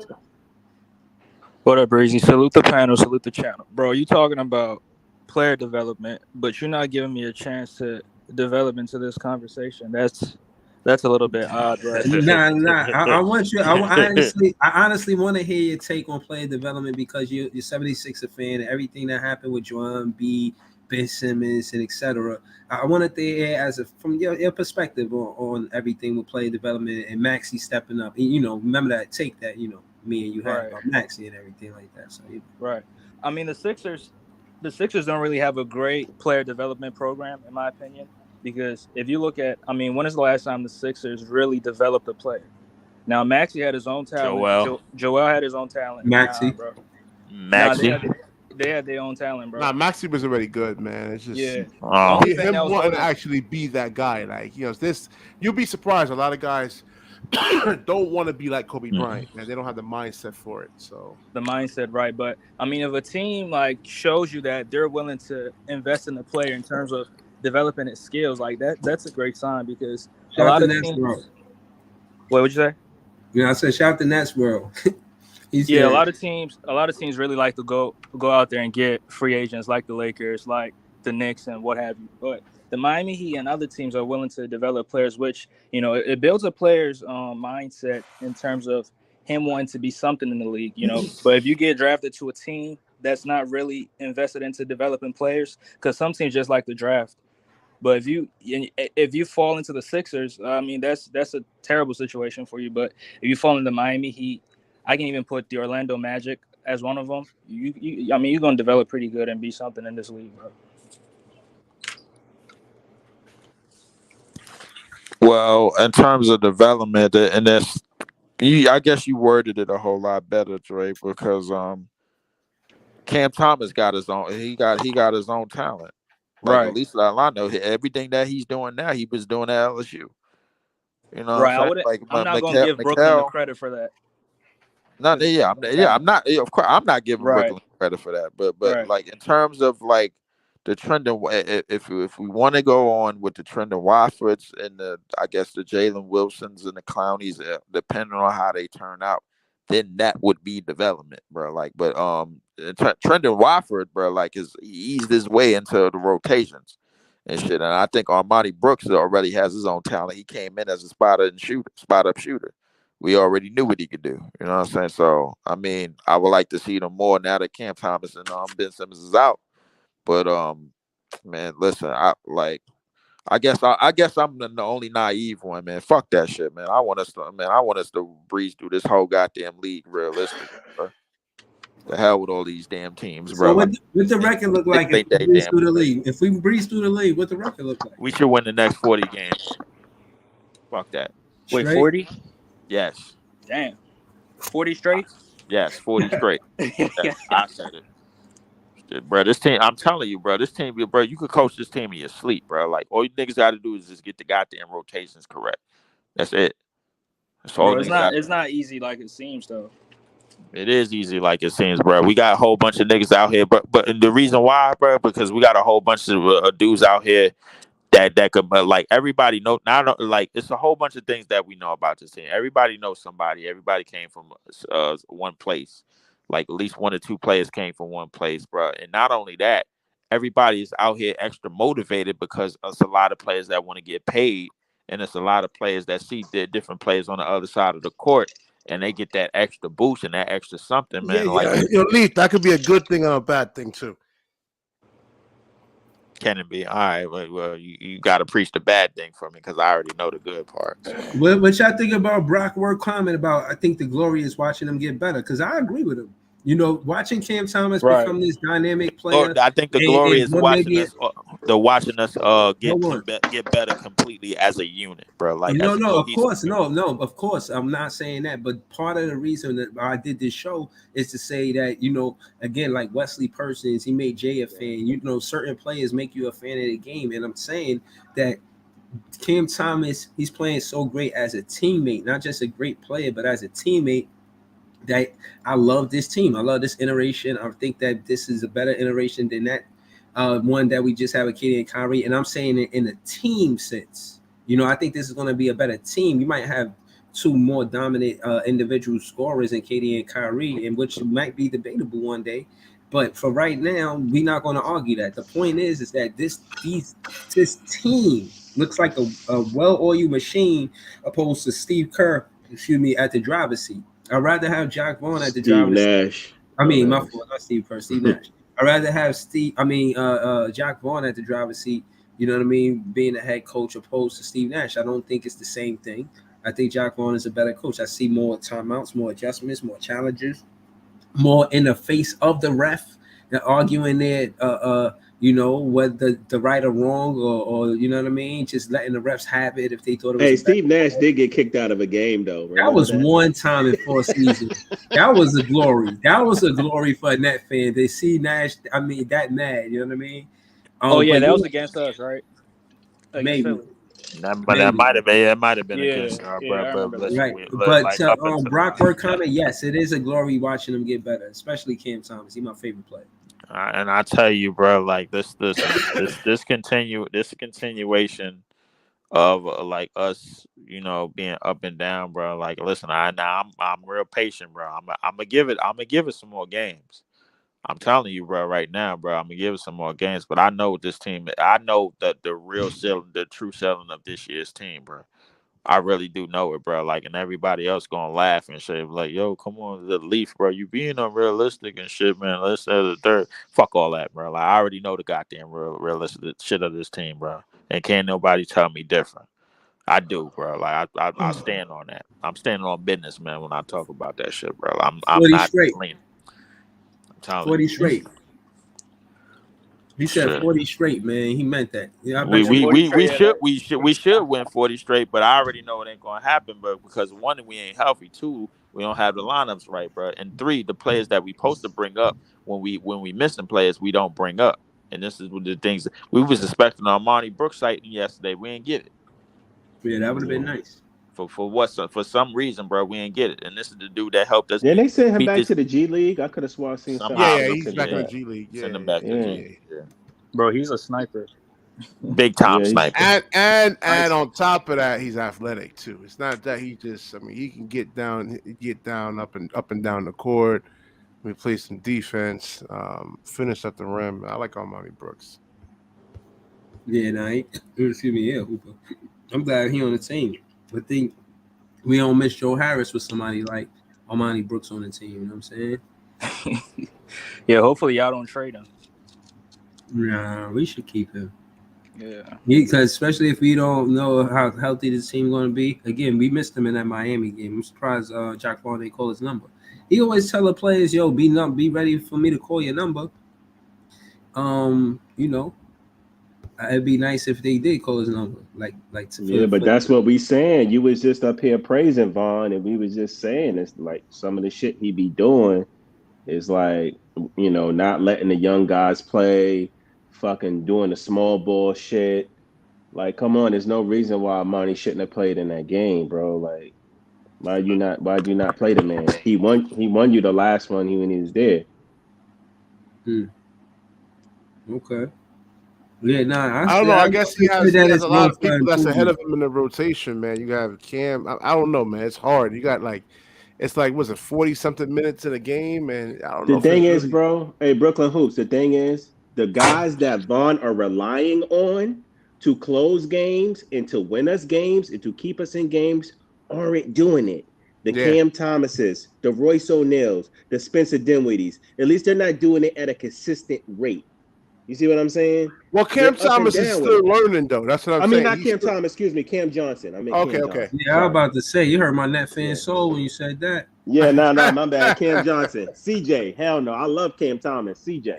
Yeah. I mean, even like Cam Thomas. Cam Thomas is still learning. I mean, he had some blunders at the end of the game. I mean, he's still learning, man. It's not like you don't become a superstar like overnight. It takes a couple of years, and I think Jacques Vaughn may have hurt him. Because I don't know. I mean, what Jacques Vaughn thought we were winning the championship last year or something like that. You should have just let Cam Thomas exactly his mistakes.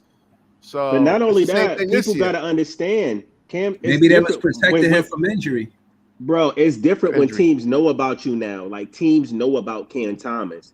Is a difference when teams are looking for you and locking in on you rather than you being that rookie that catching niggas off guard. Like, oh shit, nah. The word is already out about Cam Thomas. Yeah, because nobody's really game planning for him. Right. Yeah, right. Like niggas know he's the focal point of our offense. That's why you got 2 or 3 players coming at him. Yeah. But my thing is, Cam has to know how to handle that type of pressure when the game is on the line during the final minutes and seconds of the game. It's going to take time. Next world, it's fair to say that it's still up to the coach not to put him in position to always play hero ball. Like hold on, I remember Leaf said earlier about why not though, Breezy? He's our best bucket getter. He's our best shot creator. Because you want to put him in a situation where you don't need to score a basket every game. So who hands you gonna put the ball into? Ben's? McHale's? No. McHale can't fucking handle the ball. Ben ain't gonna shoot it. Who else you gonna put? Who else? Yeah, McHale doesn't have the footwork either, man. Like Cam Thomas actually has footwork to actually, kind of like score and you don't see that from Mikal Bridges. If he can't get by his guy, like let's say Butler was guarding him and Butler actually beats him to the spot. I mean, he doesn't really have much else. He has to really kind of pass the ball. Exactly. Yeah. So I mean, we need Cam Thomas to keep it a buck. We need him to be our closer because he's one of the very few guys on the team that can get his own shot and create his own shot and hit tough buckets. So he's really our guy in crunch time.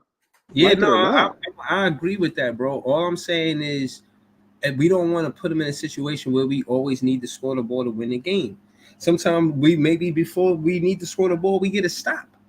Excuse me, because he's but Breezy, but that's what I'm saying. But that depends on the niggas around him helping out. Like Ben scoring more than 4 fucking points. Cam Johnson being a little bit more consistent. Spencer Dinwiddie being a little bit more consistent. He needs help. So it doesn't even come down to that. But if it comes down to it, Cam's going to be the guy that's going to take the shot. Yeah, I mean, that's what his skill set requires. I mean, you try to run your sets, and if it doesn't work, then 9, 10 seconds on the shot clock. I mean, that's where Cam Thomas actually comes into play right there, man. Because we know, like you just said, it's not going to be Cam Johnson. It's just no. It can't be Nick Claxton. I think it need to come down to late game execution, bro. Like as opposed to just one player. Be honest with you. But here's my thing, though. The guy that can keep when the game is on the line, right?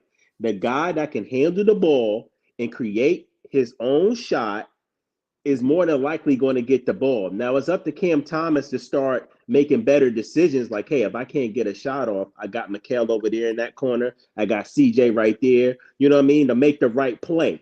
He doesn't always have to take the win the game winning shot. if the game-winning shot is not there, just have the IQ to make the right play. There you go. And That's what I've been preaching, man. Yeah, I've been preaching the same thing for like the last 6-7 months about Cam Thomas. Exactly. But y'all think he got trust in his teammates? He's working on that. That's what I'm saying. He's working on that. He's working on that. It's you see him like being a more willing passer and actually passing the ball than he did last year. So yeah, I actually see a little bit of growth in him. Okay, bro. I don't even think it's I don't even think it's about trust. If you know anything about Cam, this is just who he is. He played like this in high school and college. He'll tell you, my job was to go out there and get buckets. It's like when he got the ball in his hand, I think he just have tunnel vision, bro. I don't think it has anything to do with him not trusting his teammates. Yeah, that's what I've been trying to tell people, because I keep telling cats I don't want to see him become a Jamal Crawford. All right, so I want him to be like more. Let me think about a player like just like a guy who can actually just get buckets, score 25, but can actually make the other guys around him better. I think he could be like Spider. To me, I think he could be like Spider. He can be like Spider, bro. Who you talking about, Cam Thomas? Yeah. He ain't athletic enough. Yeah, but you know what? He's a good rebounder, though. I think that's one of the things that he developed. I mean, he's short, he's stocky, he's strong for his size. He can hit tough buckets. He can shift gears. He reminds me of Spider a little bit. I'm not saying he there yet. Spider has a higher basketball IQ, obviously, and but I think he can be there. But where was Spider in his third year? What kind of numbers was Spider putting up in his third year? I don't know. I just know Spider been doing his thing since he been in the league. I know that much. Yeah, he was dropping 50 balls in the bubble in the playoffs. Yeah, that's a good comparison because both of them around the same height. He's tall. He taller than Spider. Okay. Spider like 6'1". He's 6'4". They got Spider. They got Donovan. Nah, Cam ain't 6'4". Ain't Cam like 6'2", 6'3"? Yeah, no, Cam Thomas 6'3".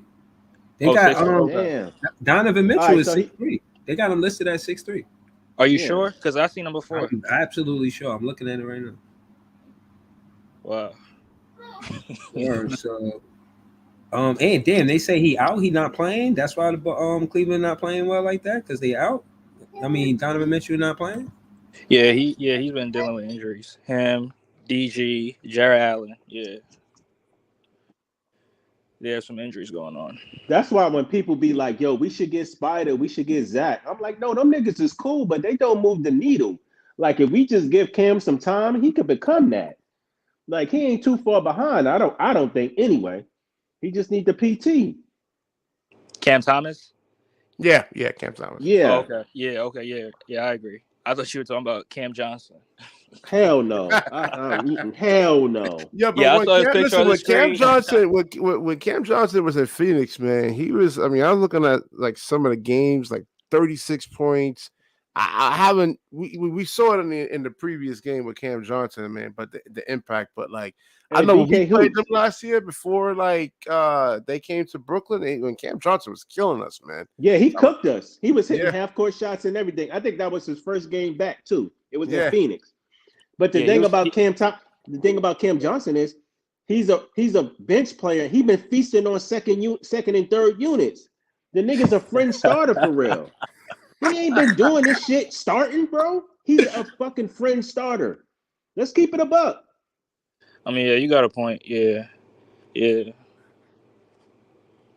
Yeah, like I said, it all depends, man. I mean, he's not hitting. He's like you said. He's just. I'm trying to come up with something for him, man, because like I see the potential in him, but I mean, he's 27. I just think this is his ceiling right now. Man. Yeah, exactly. He's not getting no better.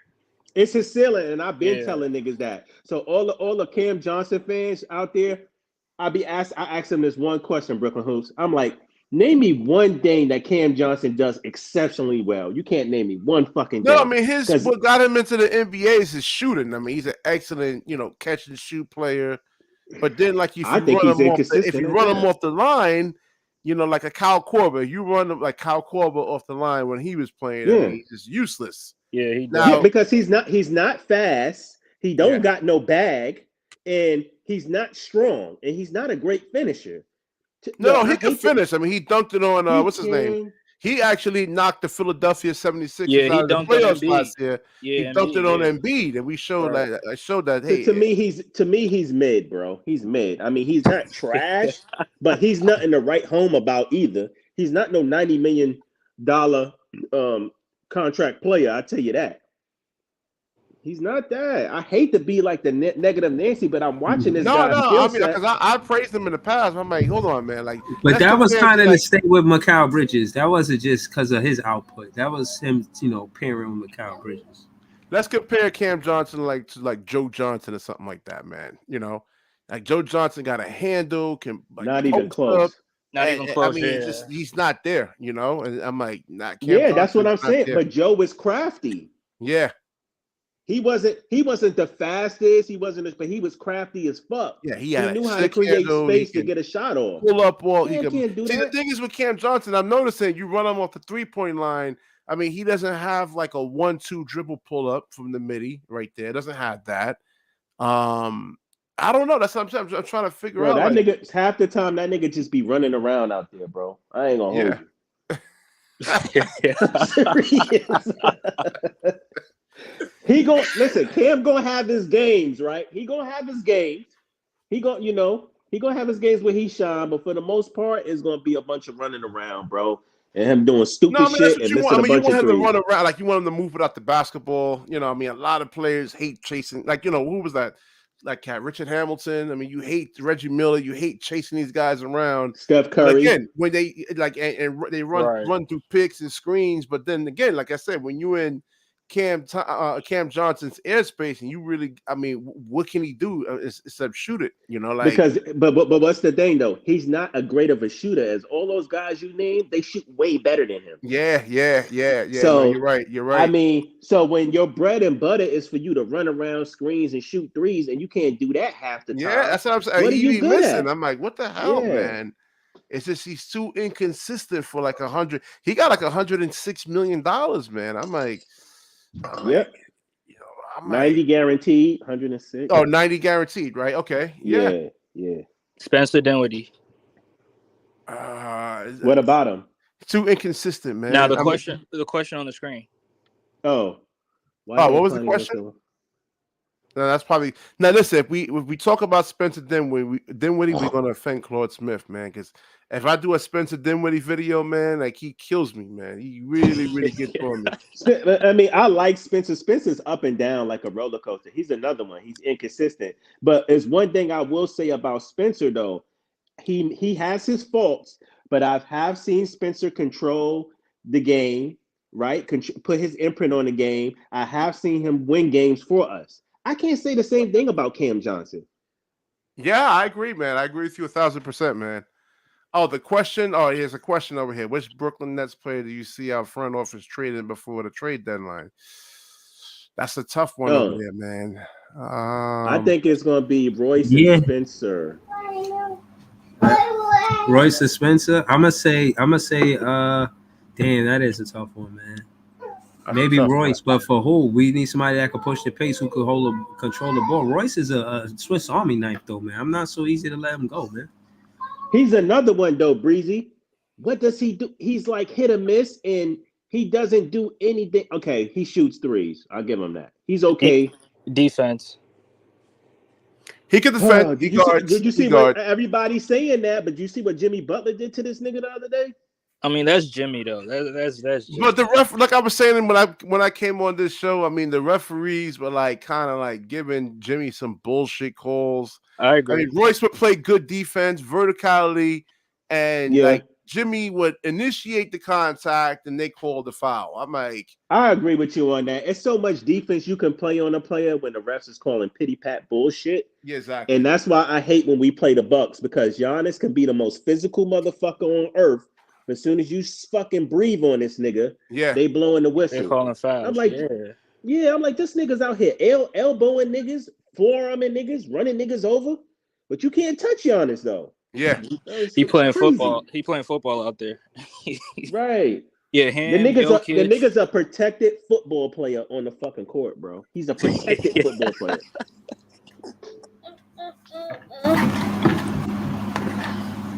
Yo, what I miss, man? What I miss? Oh, where you at, man? He said, no. We were talking about Cam Johnson and his ceiling. We were talking about Spencer No, Dinwiddie. I heard that part. The part I missed where you said he's a protected football player. We talking about Giannis. We were talking about Royce O'Neal and his defensive prowess there, but it's like yesterday what I saw was like Royce playing really good physical defense. He would have his hand straight up. Butler like freaking initiates the contact and then call the foul. I'm like, I said, what the? I'm like, he's not swiping down. He has his hand straight up, just like you talk about that and one call. That was some bullshit. Yeah. I'm like, come on, man. I agree. I want him to be a lockup guy, but that's what we got Ben for. And if he's not available, I think the best thing is not focus on Spence or Royce O'Neal getting traded, but what we do with Ben Simmons if he's not available? You know what I mean? How can we make up for his, lack of not being there? And I don't think we could find a guy that could pass like him, but we could find a guy maybe like Ed Sumner that could push the pace, and maybe somebody that can help us with rebounding. I don't know. Hey, Breezy, Spencer might only be getting saved because the Nets know that Ben ain't gonna be healthy throughout the season, so that might save Spencer from being fucking traded, bro. Nah, that's real. That's real. You cannot count on Ben Simmons to be fucking healthy. Who else you gonna have if you trade Spencer? Who else? I mean, unless they pick up another point guard in a trade, I don't know. Nah, you might as well get Spence in that situation. Keep Spence. But again, like Spence, he know it's a business. So if anybody was going to do business with us, it's somebody like Spence. And I do think he probably will get traded, but maybe in the off season, I think we'll keep him for the very reasons that you said. To be honest. Well, Spencer's it's an expiring contract. This is last year, so I mean, you never know. I mean, Donovan Mitchell could be, floating out there if he doesn't. I think Donovan Mitchell's supposed to be signing an extension, if I believe. Yeah. Yeah. Everybody keeps saying he coming to New York. I don't see it, but unless he going to the Knicks, I don't think he coming here. Who the Knicks got? We definitely got way more assets. I mean, in terms of players, draft picks, than the Knicks actually have. Yeah, they got some good young talent over there. They got what's the young point guard's name? With the braids. He went to Kentucky. I know who you're talking about. I forgot the kid's name though. Quickly. Quickly's decent. Mm-hmm. They got the other kid, the light-skinned kid. What's his Grimes. Grimes, yeah, thanks. Grimes quickly, and they got RJ Barrett. I still think they want to get rid of RJ Barrett. He's going to be a trade chip for them. Yeah, definitely. But he playing good this season though. Yeah. But RJ plays good. He just can't fucking shoot. He's a brick, bro.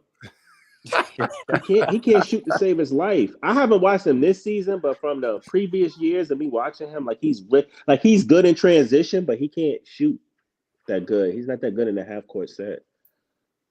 You know what I mean? That's a fact. That's a fact. Yeah. I gotta pull up tomorrow at 11:00 a.m. Man, we got the KVN Who Run the City, the podcast coming on. I'm saying Knicks fans and Nets fans be talking heavy. It started at 11:00 a.m. again, man. Pull up, man. We need that. Bet. Yeah. Wait, Joey BK, can you answer Claude's question right there? What you think, man? Well, he said, as long as Ben has health issues and we don't acquire another point guard as good as Dinwiddie, it would be absurd to let Denny walk. Yeah, that's the same thing I just said, pretty much, in so many words. I've said the same thing. Yeah, nah, he's saying what you said in other words. I think we agree on that. That's a good take. It's just a good take. I think Spencer, exactly. I would just be saying the same thing in other words. I think that the best thing for us to do is look for somebody that can help us again push the pace. Maybe somebody like an Ed Sumner or something like that. Yo, if Cat is available, do we get Cat? Are y'all willing to get Cat?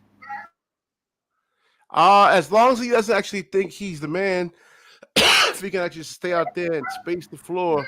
But his basketball IQ sometimes, man, I don't know. He tries to do too much. Why we need Cat? He a stretch 5. We already got 2 stretch 4s with CJ. Nah. We need a stretch 5 to par along with Ben Simmons, man. To actually pretty much. But why are we building around Ben Simmons and we question his availability? Oh, I mean, when he is available, I mean, he can actually push the pace. I mean, you can't collapse in on him if you got a guy like Cat that can can make 6 threes in a game. You can't really kind of You got to shoot him. respect that. You got to be Yeah, honest. yeah. You got to stay on Cat. So until Ben can actually shoot, I don't know, man. Because I look at Ben Simmons' form, and I don't see any improvement in his jumper. I don't know, man. Yeah, nah, man. I'm about to call it a night soon, but shout out to y'all, man. We almost 3 hours in. Shout out to Andre76, shout out to Nets World, shout out to Brooklyn Hoops. And again, man, follow his page, man. He got Brooklyn Hoops. Let's let them know where they can find you at. Yeah, BKNY Hoops. Yeah. That's the channel right there. I'm dropping a Giles video probably tonight or tomorrow morning because I'm like, yo, what's going on over here, man? With Harry Giles, man. He's give us some athleticism. We could have used him in that Miami game, man. We could have used him in a lot of games, bro. Yeah, and you think about it, Joey BK. I mean, you got to put you had what's his name, Day'Ron Sharp, a third string center going against Bam. I mean, that's like a recipe for disaster right there, man. Yeah, I know Sharp is not going back down, but I think Giles matches up well with Bam. Yeah, yeah. So I'm like, what the hell's going on, man? He's in the doghouse for some weird reason. Now, hey, I ain't gonna hold you. Your boy Bam was big boy and Claxton, man. I don't know, but Claxton had a good game. He was 7 for 7, though. He was 7 for 7. He actually held his own, and he was actually attacking like the switch. I don't know if it was a switch, but like they had Kevin Love on him. He took advantage of that right there. So I don't know. I don't know. He just need to eat his Wheaties or something, he's man. 215 pounds, man. He's like 6'10", 215. I'm like, my nigga, we got guards and wings who's heavier than you, my nigga. Like, come on, bro. No, real rap. Like, you playing the 5. Like, I love Nick, but come on, bro. It's grown men out there, especially in that 5 position. Like, yo, I get so much hate if I do a Nick Claxton video and I point out the flaws. Yo, they attack me, they man. always do that. I'm gonna be in your comments. You make a Nick Claxton video, Brooklyn Hoops. Yeah, one player you cannot criticize is Nick Claxton. I know, and I do. That's what I'm trying to say. They hate when you criticize Nick Claxton. Yeah, bro. They and I'm just hate being honest. Like, I'm like, yo, he has to work on, like, he needs, like, one, like you said, get beefier. So when you going against Bam Adebayo, I mean, look at Bam's skills compared to, let's say, Claxton's skill. I love Clax, but like in terms of like offensive development, he needs a lot of work, man. Exactly. You see how Bam be hitting that midi? Yeah. I need Claxton to get that same shit in his tool And then bag. Bam got a little handle. He could put the ball on the floor. He can make plays. Look at Jakob Poeltl. Look at him. And compare him to Nick Claxton. So like I try to tell guys, it's like, yo, Nick Claxton's untouchable. I said, listen, he can't hit free throws. Exactly. You right, bro. I said the same thing on Nez Deli. They got on me so bad on Nez Deli. I was like, why y'all sit around here and act like Claxton is untouchable when he barely improved offensively? Yeah, I got banned before too. But I was like, he barely improved offensively since he been here. And he's still shitty at the free throw line. Yeah. But y'all niggas act like he's untouchable. Now I get it. He's great on the defensive end of the ball. He's great. But if we gonna pay this nigga and what she's going to demand to get paid, I need to see more. I'm sorry. Yeah, thank you. Oh, somebody with some common sense. Yes. Because like I said, I was saying the same things, man. And I'm like, passing, a jump hook, not just with his left hand, with his strong hand, a right hand jump hook. So let's say if he does develop a jump hook with his left hand, they can just play that left hand. You ain't gonna be able to really kind of get that shot off there. So now you need a right hand jump. I mean, there's so much work. Bro, you know what they did with Nick Claxton? They lagged off that nigga in the paint, and they was like, all right, shoot the midi. And he wouldn't do it. He'll put the ball on the floor and look around like, oh shit, let me pass it. Like he would not shoot the ball. Yeah, because they know, like, nigga, you're not going to shoot. I'm gonna just sit right here underneath the basket. Yeah, because I know you want to drive, and I'm gonna wait for you. Picture that in a 7-game playoff series. I mean, look at because, like I said, the coaching comes out. I mean, you start going into the playoffs, man. Like in the 7-game series, they got a lot of time to prep for you. The coach, if you do advance past the first round, the coaching gets better. I mean, they really, really gonna prep for you and look at your weaknesses. Oh yeah, but you know what they do in the playoffs, right? They make your weak players try to beat you. Yeah, they exactly. take away your strengths.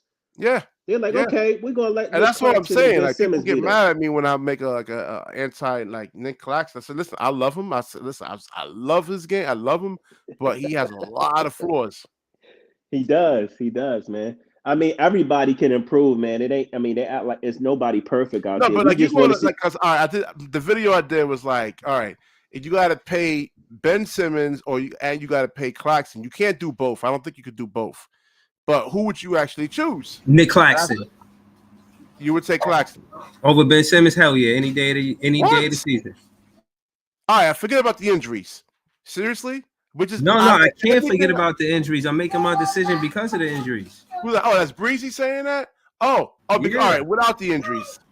Without the injury, everything that Joey BK and I just said. Without the injuries, if he playing like that same starter where he got the contract, if he playing like that, like he won a new contract the same way he got the other contract. No, yeah, I'm not saying that. But again, I feel like $200 million contract, but you're going to give like Nick Claxton $100 million, and you got to give Ben Simmons $100 million. You know, I'm not giving Ben Simmons $100 million, bro. I'm not doing it. But I will say to you though, Brooklyn Hoops, is that Clax, he was drafted here, and if anything, I think there's a certain pride in that. I know that he cares about playing basketball here. Ben Simmons, he'll go wherever the money is. So yeah, that's true too. All right. Where's the development from Claxton? All these years, he has, like Joey BK was just saying, hasn't gotten better. I disagree with that. I heard y'all talking spicy about Nick Claxton, but I seen. You see what I'm saying? I seen it. We're not, like I said, I'm not trashing the man. Listen, let me say this. I seen him do the drop step spin. I seen that. I seen the baby hook. I seen him with the alley oops. And when the game y'all talking about that he hasn't developed is the midi like Bam, which is fair, or he hasn't developed the 3 ball. But in all fairness, in those development years before he did that, it wasn't necessary when you got KD on the roster. KD was doing all of the stuff y'all wanted him to develop into. He never developed into that because KD was here in those seasons. I think that now that KD is not here, we're we talking might about see simple some of that stuff in the second half of the season.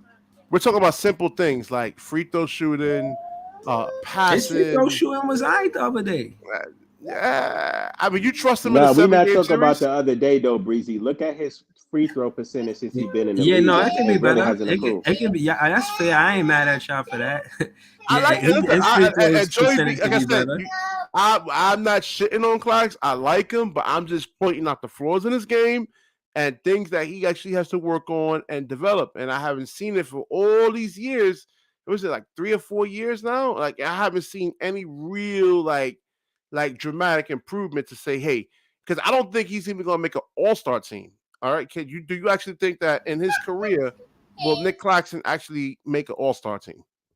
Yeah, in his career, I think he'll see it maybe once. I could give him maybe 1 or 2 times. Joey BK, what do you think, man?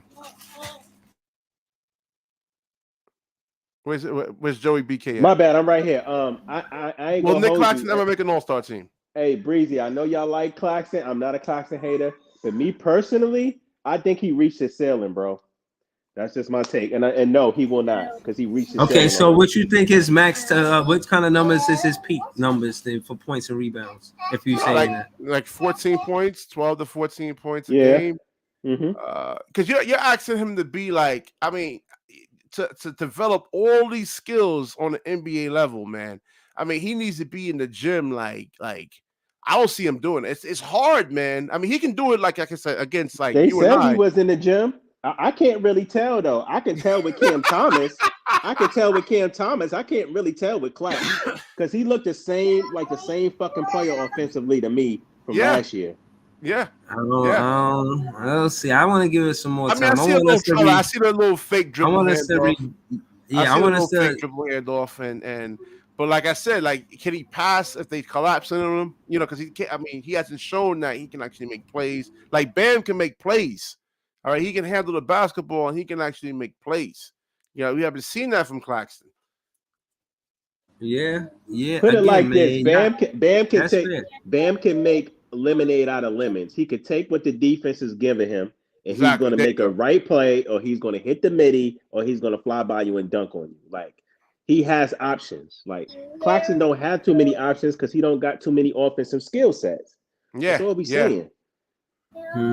Yeah, nah, that's listen. what I'm saying. That's the video I did. I said, would you pay Ben or you pay Clax? If it came down to it, I mean, just Ben is just a much more superior offensive player than and a proven offensive player than Nick Claxton. He has a jump hook, a little bit of a floor. We haven't seen it on display yet, but I mean, you look at who's going to be more available though. Hey, I ain't gonna hold y'all. I really don't like. I don't want to pay neither of them niggas to be keeping a buck with you. Yeah, I feel you on that. Yeah. I feel you on that. Yeah. No, I do. Nah, it's all good. Hold on. No, Jellio said no way he's reached the ceiling. Last year, the only year I think he played more than 50 games. I could be wrong. He definitely hasn't reached his ceiling regardless, though. How you feel about that? Nick Claxton? Yeah. But we gonna see. We just gonna let the season play out. And I'm telling you, and time tells. Yeah, time will definitely. And then next year, y'all niggas gonna be saying the same shit. Oh, you know what? Claxton ain't reached the ceiling yet. I'm telling you, what's Claxton? Yeah, he gonna improve on free throws. He gonna be shooting threes and middies and taking it to the rim. All right, he gonna be doing the same shit, lob threat, because that's what he is. And like I said, I seen the baby hook. I don't act like y'all didn't see that baby hook, man. Come on, man. Y'all ain't see that little push shot. He got a push shot. Come on, man. Listen, he was like 5 for 7 the other day, man. He gonna give you a double this year. I don't think a double 10 and 10 is his ceiling. I mean, he's too like Joey BK said, he's too small, man. Like he's 215 pounds. He needs to get up to at least. But not only that. So here's the thing. He's too small, right? And I'm cool if you're small if you got offensive weapons, but you're small and you don't have offensive weapons, and then you're not big and beastful in the paint. So you're not either. You either if you're a small center, you got to have a skill set like Bam. You got to at least be able to spread the floor, know how to pass the ball. Yep. Put the ball on the floor, do other shit. Yeah. Where's his edge on the offensive side of the floor? Where's Claxton's edge at? Yeah. It's like Jared Allen. Look, they paid Jared Allen all that money. Yet it's the same limitations as Nick Claxton. No offensive moves, and you're not going to get past the first round with Jared Allen. It's the same thing with Nick Claxton. So you're talking about a 7-game series. I just don't know how you even, because you go up against Joel Embiid. I mean, you got to send help now, and that's going to like cause like shooters to be wide open. And you can't even give in like 35, 36, 37% shooters like wide open opportunities right there.